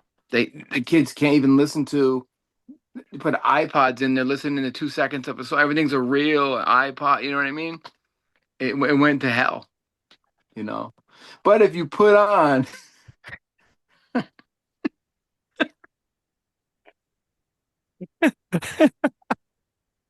you know where I'm going. What, what is it called again? I got the cock part right. What's the other one called? The kids love that storm. You need to tell them about. You need to tell Daquan, dude. You need to sample Stormcock, Wait, man. is Stormcock on iTunes? It's on iTunes. We have to listen to it now. You know, it's Oh my funny. god. There was like a 12-minute song on it. On the Stormcock, really? 12 inch, I mean 12 minutes. All right, anyway, my mind's in the gutter. But amazing show. I think we went pretty long. We had a lot of fun tonight. We have a Thank lot of you. fun. Thank you, Yo, Joe. Joe, thanks to you, you have just ignited a new joke. This will be talking about this forever. We thought the AM Gold was funny. Stormcock is now you know, I'm gonna listen to that album and I'm curious. I'm curious about Stormcock. Yo, someone's gonna come. Hey, what are you listening to? I'm listening to Stormcock. If you bought two Stormcock albums, you'd have Stormcocks. Dude, you need to tell people, treat like when you meet them. Hey, have you guys know Roy Harper? I just heard Stormcock. I'm gonna use that line tomorrow. Some hot woman that comes up from Greenwich. Hey, And meanwhile, a certain priest can be like, "How dare you talk about Stormcock?" my favorite album is Stormcock. Throw out the garbage. Code green. I worship that album. We're talking about that Ron Jeremy. He would. Probably is his favorite album. We didn't talk about a couple of the guys that are helping to keep Prague alive, and one of them is a close personal friend of Geddy Lee's. Yes, and We I we know who didn't that talk man about is. Les Claypool. Yeah, Well, actually, you know what's funny? Les Claypool. I literally made a joke with Cheats that as a joke, Les Claypool and Primus better not be on your list, but they are prog. But what's really yeah. odd, who is listening to these albums as a joke? Because they're a mix of prog, Zappa, and avant-garde. Well, when Primus came out, it was during grunge, It's just and weird how, nobody sounded like that. Nobody in the world dude, they sounded like wait, Primus, and no bass they player in the and, world sounded like Les Claypool. and Les Claypool. You probably seen those Rick Beato interviews where he was talking about getting Chris Squire's bass tone, and Yeah, he's like talking with just showing you his musical background and yeah. influence. But yeah, Primus is strange because they're a mix of Frank Zappa, avant-garde, Canterbury, like American version. Go there. If you went up to Les Claypool and you brought up the Canterbury scene, Caravan, he would probably know who it is. And not to mention Claypool's one of the greatest bass players. It's I mean, he's the most unique bass player ever to come out, and no one plays like that. Guys, I mean, Billy Sheehan took it to a next level, and Stu Ham, but Les Claypool was doing something so bizarre very that, bizarre. And yet he would plan a tour with Primus where they would pay tribute to Rush by doing the entire Farewell to Kings Now that album. is There we genius. go. That is, and that And you saw shows you that. the influence. And you saw that, Yeah. Joe, right? I think you mentioned that. Yeah, they came to the Capitol Theater and yeah, And they they toured as they uh, Primus. they toured as Primus. It was the Primus band. Wow. I think Tim Alexander was the drummer for Primus then. He Yeah, he left the yeah, band after that. yeah. He quit, and I Yeah. saw Primus open for Rush on uh what tour was that? What tour was that? It had to Counterparts? be yes, Counterparts. I can Yeah, see that. I can see that. That's fascinating. So Primus is like a progressive, right? And then yeah, and that's how far the relationship with him and Getty go back to Yeah. he 1993. looks like Getty, like now. I mean, not back then, but Yeah, can I? he was an oddball, and he auditioned for Metallica. Which is so, it's funny. You mentioned that story. At first, I didn't get it because I didn't know who Primus was. Yeah. And after listening to Primus, I'm like, yeah, now I get it. Yeah, they were like, oh, no And then, way. okay, freaking Hetfield's probably like, all right, go, motherfucker, go, Yeah, leave, play go away. something. And he probably plays something on Primus. Is like, no, no, Kurt, I know that you went to high school with this guy, but no. Isn't that crazy? Kurt Hammett and Les Claypool went to high school together, and they're both legends. Small What are the world. fucking odds of that shit, you know? Yep, It's yep. Learned insane. that from, thanks to Rick Beato. Yeah, yeah, I didn't know. They, It's cool. they would sit in yeah. the back of the classroom at their metal table and they would write music and There you dream go. about their futures. Man, and they had some big futures. Amazing, you Yeah. know? Then getting back to Les Claypool, then he was also in a band called the Claypool Lennon Delirium, which had a regular set list of Court of the Crimson King and Tomorrow Never Knows. And Wow. Nice. Yeah, thanks to Sean you, Joe. Lennon, I never would have known that Sean Lennon was involved. I mean, good, very cool. But I'll be honest with you. I don't think John Lennon. I don't think he listened to prog, and I don't think he was a fan of it. He Yeah. he always was critical of music that he called like artsy fartsy. He called it. This Yeah, is his yeah, words. yeah. So, and obviously he retired in '75. But yeah, it's fascinating how Sean and Claypool took up the flag. And you were saying, Cheech, that Sean is a really good Bass player. bass player. Sean Yeah. Lennon. Sean Lennon is an amazing bass Like, who, player. who I've would only have? Yeah. seen him play electric guitar. Go well because of Les. I You know, seen Yeah, him right. years Because yeah, ago. Years ago, he had this sick distorted tone. I don't know what band it was, but I couldn't believe it. I was like, wow, this fucking kid is a great bass player. Obviously, coming from his dad and everything. that's Um, incredible. Well, when they do the Court of the Crimson King, Les does the lead vocals, but then Sean does the backing, very ethereal vocals. like probably does like the last track. Yeah, like yeah. It sounds so great. Of course, Les, he wasn't done. He loves to play live because he had another band called Colonel Les Claypool's Flying Frog Brigade. I remember them. Yeah, yeah. And Sean Lennon was in that one as well. But the tribute they did when I saw them was they did the entire Pink Floyd Animals album. yeah. So see, you see, I did, and that shows you how less the influence of Prague, and He's and keeping it alive. why would he do animals and not like something accessible like "Wish You Were Here" or Yeah, that's how you know Les Claypool knows his stuff, like genius. he's Yeah, keeping and it Roger alive. Keeping Waters' son played keyboards at that show. who? Roger Waters' son played keyboards Can't at the Oh even show. make this up. wow. So he's like keeping the prog rock torch alive. I didn't. Keeping yeah, Les You know what's Claypool and funny? Sean Wait, Lennon. you said that he played at the Capitol, right? Yeah, You know what's funny? I remember, and this is before I knew who Primus was. Primus on the outside, like that Marquee. board, the marquee. That's how you know like how young I am. No idea what that is, but the marquee. And I'm looking at it, and I remember seeing Primus and like people going crazy in lines.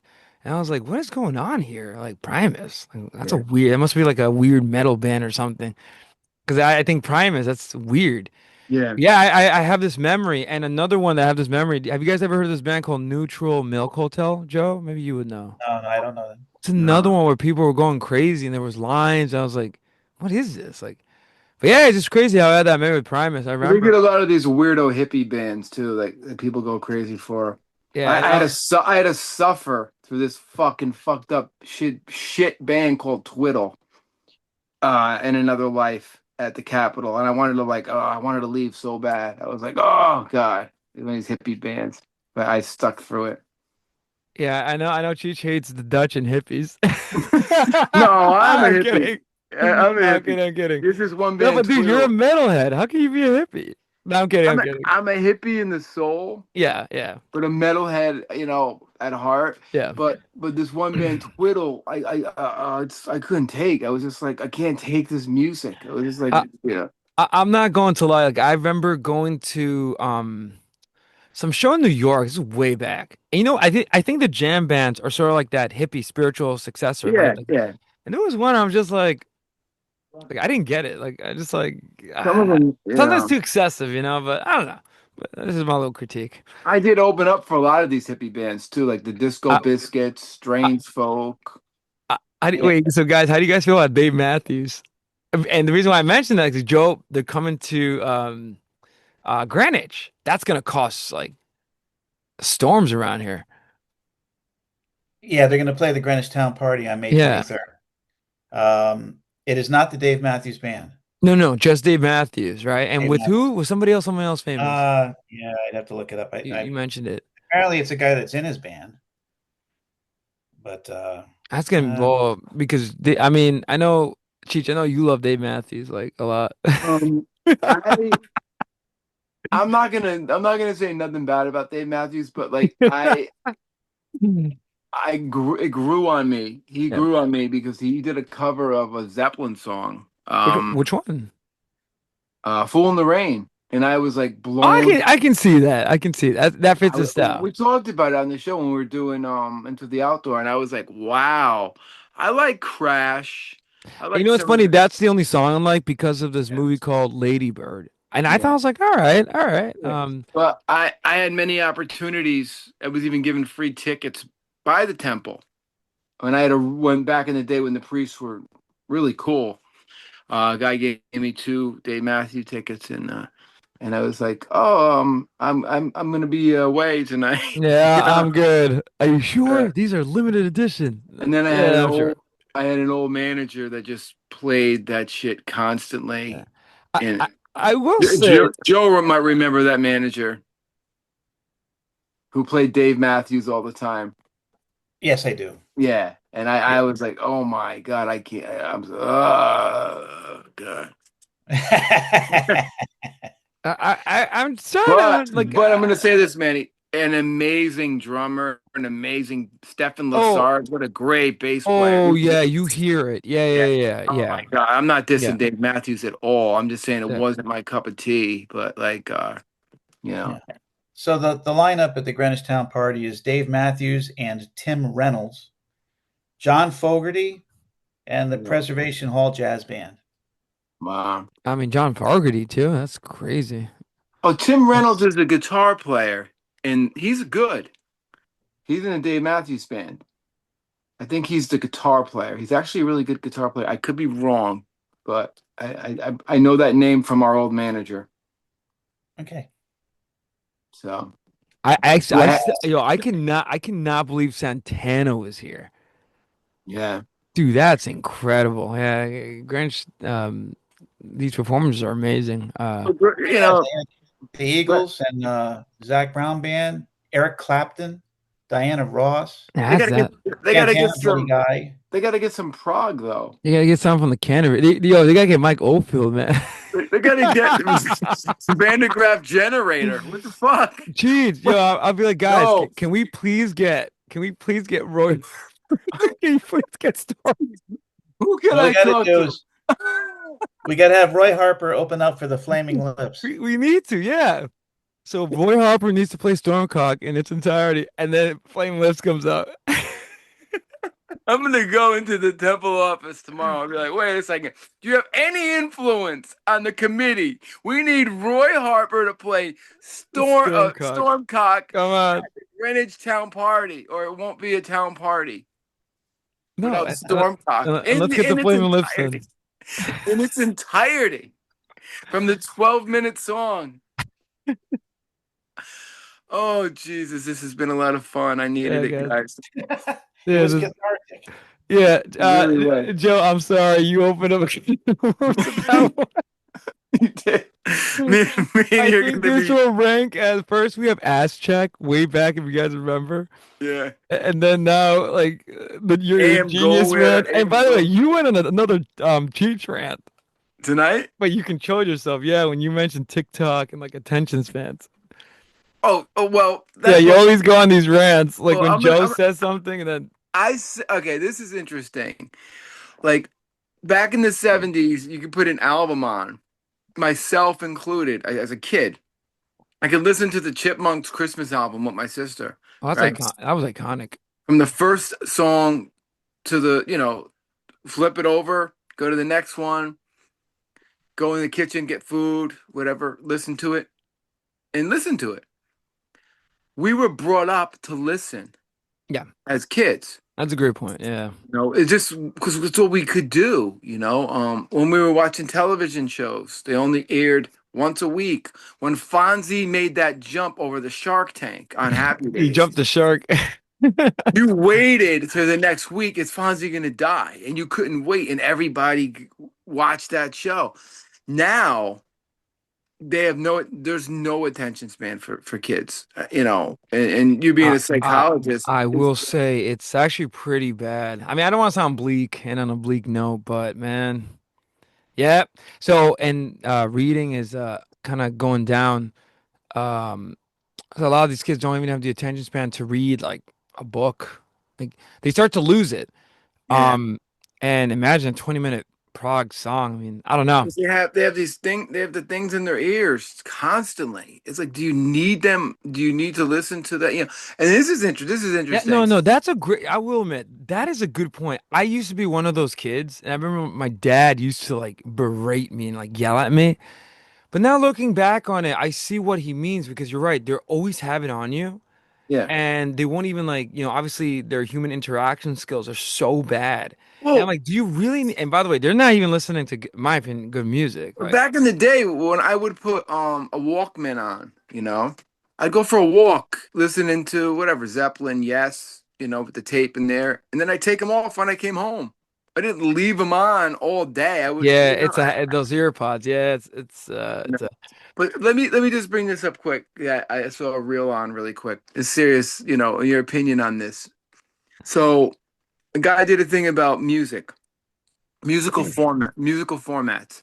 So in the 1940s, the 33 was introduced. No, I'm sorry, the 78 was introduced to mhm, list the albums. Then maybe in the 50s to 33, I could be off on my dates, mhm. 33 and 45. Okay. Then in the mid 60s, the 8 tracks came out. Yep. And then the tape player came out. So by the 70s, you have an 8 track and a tape player. You have Mhm. albums, they're all 33s. That goes on through the 70s. Then in 1980, the compact disc comes out. Not popular yet, By the late 80s, it's a compact disc.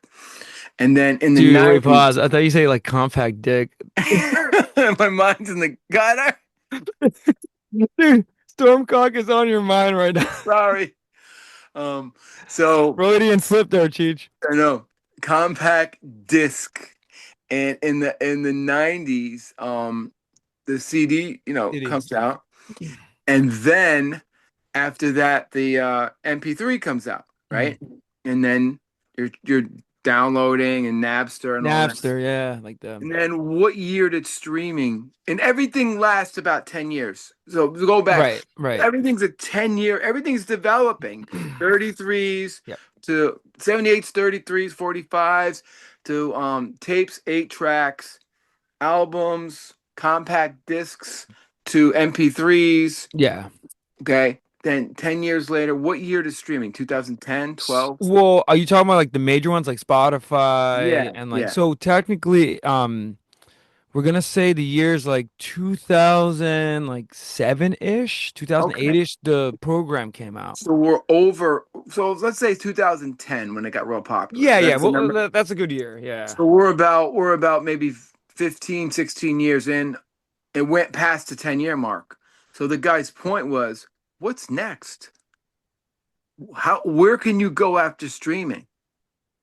You could take albums and go from 78 to 33s to 45. You can go to 8-track tapes. You can go to MP3s. You can go to streaming. Where do we go from streaming? Yeah, and Spotify came out in 2008 in Sweden, initially as an invite-only service, but it revolutionized music streaming with free and premiums. Yeah, so it's responsible for like the streaming Great. revolution. So where do we go? We can't go anywhere else. Well, right now it's the birth of like the TikTok trend song, like the 15-minute, like where even No, old songs will become popular, like the quick. no, but I mean like to listen to music, to No, listen right to now, rap. but no, I'm telling you, right now it's things that trend. So TikTok is and like Stranger Things, like that's how people get their music, So they're not like seeking or like how they used to be like, oh man, are you gonna get that new Yes album? Yeah, Like yeah, yeah. no one's saying that. Yo, did you listen to that new TikTok song? Like let's make a TikTok video and get trending, and they'll just like hum that part. You know Right. what I Yeah. mean? Like I'll give you an example, like ABBA's song, um, Yeah. Chiquitita, the Yeah. piano line trended, but not the rest of the song. So I was Oh, listening to Chiquitita, and one of my sisters, finally, when the piano line came, it's a TikTok song. And I'm looking at him like, listen to the whole song. It's yeah, yeah. yes, but yes, that's where that piano line came from. But yeah, what's next, dude? I don't know. It's Well, right now according, Spotify is dominant. according to Elon Musk, a chip will be put in your head, and it, No, think about it, Cheech. The chip goes inside your now you're able to listen to Storm. yeah, all you gotta think is Stormcock. I mean, this is, and then Ron Jeremy. Just don't think of Ron Jeremy, for Christ's sake. Oh, no, God, not that Stormcock. Well, I don't believe this is possible, but they're saying it. You could put a chip in your head and think of a song, and like, I want to hear "Peace of Mind" by Maiden. The whole and album comes up. and Joe, and it's gonna drive you Cheech crazy because now kids are instead of earphones, they're gonna have the chip. Imagine a kid working. I'm listening to Number of the Beast. How can I help you? Hey, turn off your chips. Hey, he'll find a way to turn it off. Shut the storm clock off. Are you punching? Turn off your chips. Do not listen to Storm. Yeah. Cock glove and right hand. Take chips out of your head now. We're opening up. Chips out. Team members, chips. A chip is meant for a lost cat. You put a fucking chip in their ear so you could track the poor thing when it's lost, not in your head. Elon Musk is out of his mind. Yeah, Elon Musk is crazy. He's Yeah. talking crazy shit, you know. Me and my I brother mean, Nico were talking about this. Yeah, yeah, like yeah, that. this chip That could thing. be the next where music now it's gonna be like back maybe radio waves and go inside, the internet cloud into your head directly instead of now.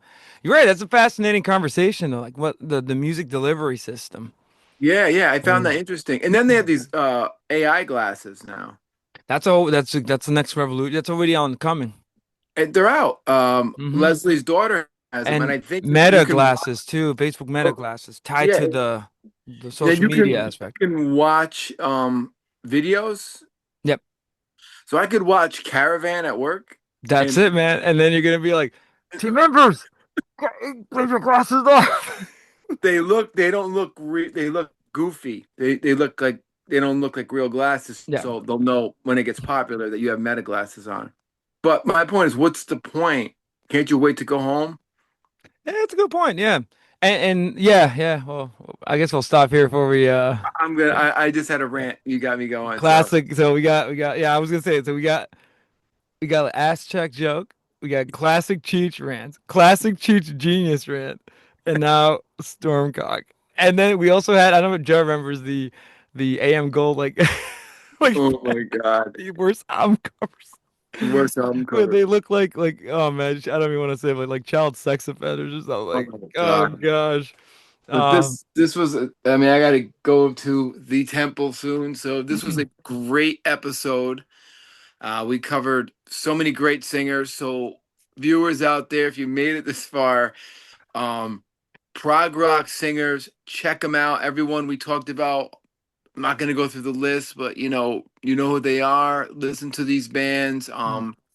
And really think about what a prog rock singer is doing, how they're singing, their concepts, all that stuff. So, and the whole point of this episode is to go out and buy the one, the only Roy Harper Stormcock album. Stormcock. We're gonna bring that back. Everybody, if you get nothing out of this, go listen to Stormcock. No, not that Stormcock. Right. Ep- Cheech and Manny Show, episode 79. Episode 100, we will do Stormcock. It's I gonna, I promise. you heard it here, folks. This is gonna be like the Stormcock episode. We did Stormcock, we wouldn't last. We wouldn't be able to get through the episode.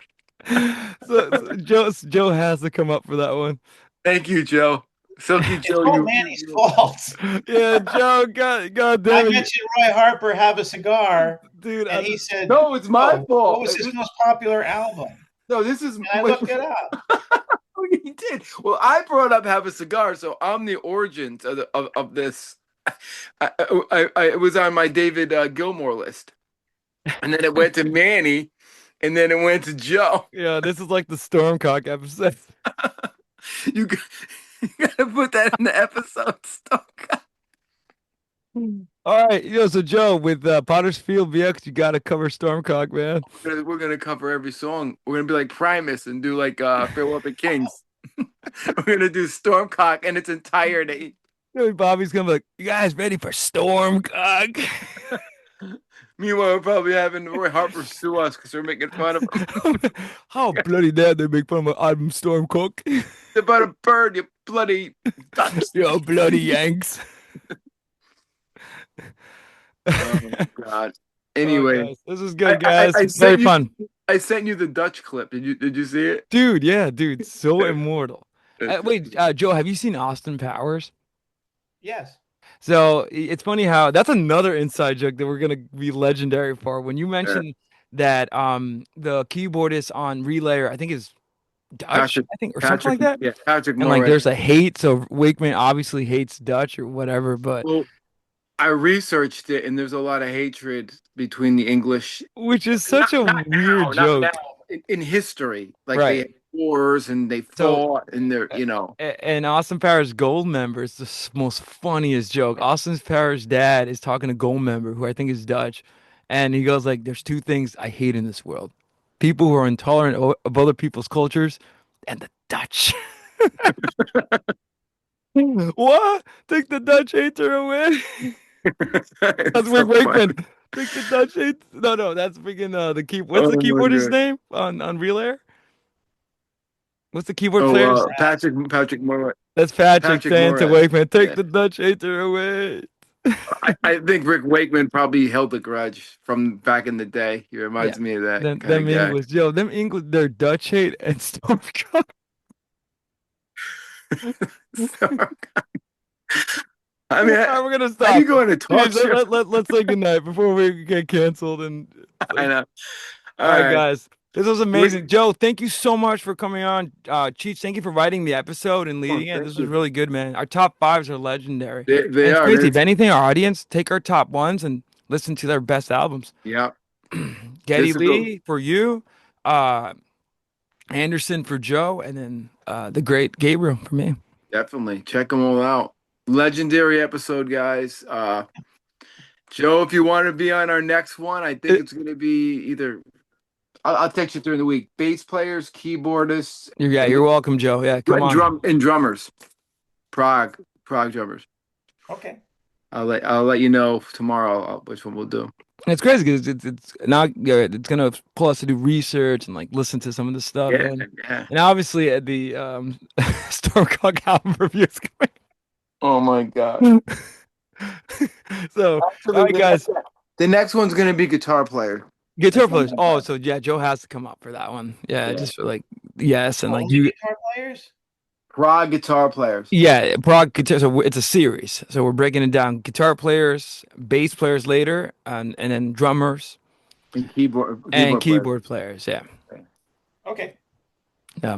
Yeah. And again, Joe, thank you so much. And thank you for giving us literally the most best joke of the year. I don't know how we can top. The year just started, and we're I off don't to know. such a I'm great. scared because where are we Wait, gonna this go is our next? first episode of 2026. Holy shit! Recorded, yeah. Wow, When it comes, yeah, well, yeah, technically, yeah.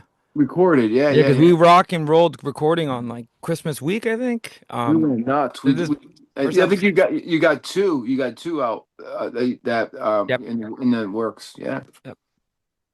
So anyway, guys, great night, a lot of fun. Thank you. I needed this badly, and I'm gonna as soon as I get off of this show, I'm going right to YouTube and putting in Storm. Oh gosh, no, not that one. I'm gonna write an album called Storm Cunt. No. Anyway, Guys, it's a type of bird. yeah, what are you talking about? Not a Ron Jeremy movie from the '70s. Yo, Cheech, you're gonna be like Storm Dick. I mean, Storm. No, God, no, shoot, Manny, no. I think Manny's gonna have to edit this episode. Yeah, I'm kind of scared now. I'm did gonna I have to say? put a viewer discretion. I Did I? literally might do And I that. said compact dick. Dude, that's a Freudian slip. I know. What am I thinking? That's all right, Cheech. Get your man out of the gutter and then You get get back out of the in the gutter. channel tomorrow, man.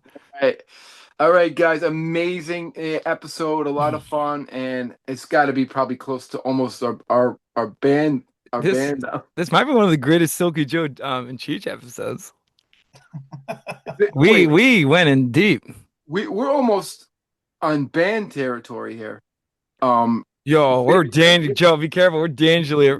we're going towards the basement tapes now. Oh my god, We're like, wow, can we talk 3 hours about frog that rock was stuff? wait, that was 4 hours. Yeah, I don't know, Joe. I'll be honest, I don't know what we were smoking. 4 hours on the On the basement tapes. band, Like, dude, on the what were fucking we band. on? Dude, I don't know. Anyway, guys, I got to run. yeah, And Joe, thank you so much. Thanks for the laughter, the amazing information and facts and all the great stuff. yeah. This has been Joe's amazing. anecdotes are legendary. Yeah, your anecdotes. I mean, Yeah, just the facts. I didn't know that about yeah. the Genesis reunion. Mhm. That's amazing. And we ended on a good note with Primus because I Oh yeah, and they're Prague keeping the and now we, in my opinion, I think we are keeping Prague alive on YouTube. we are, oh, definitely. Yeah, Les so, Claypool's keeping it alive mhm. in the music industry, and we're keeping Prague alive in the podcast industry. Us and that English dude.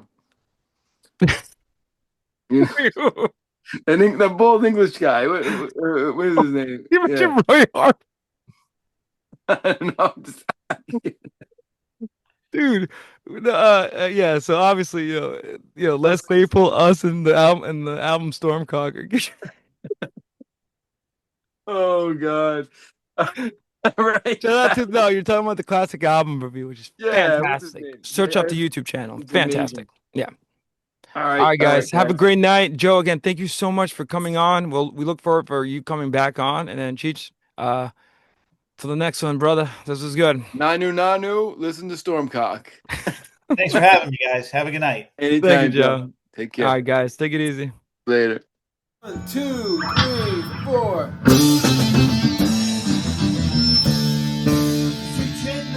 Show.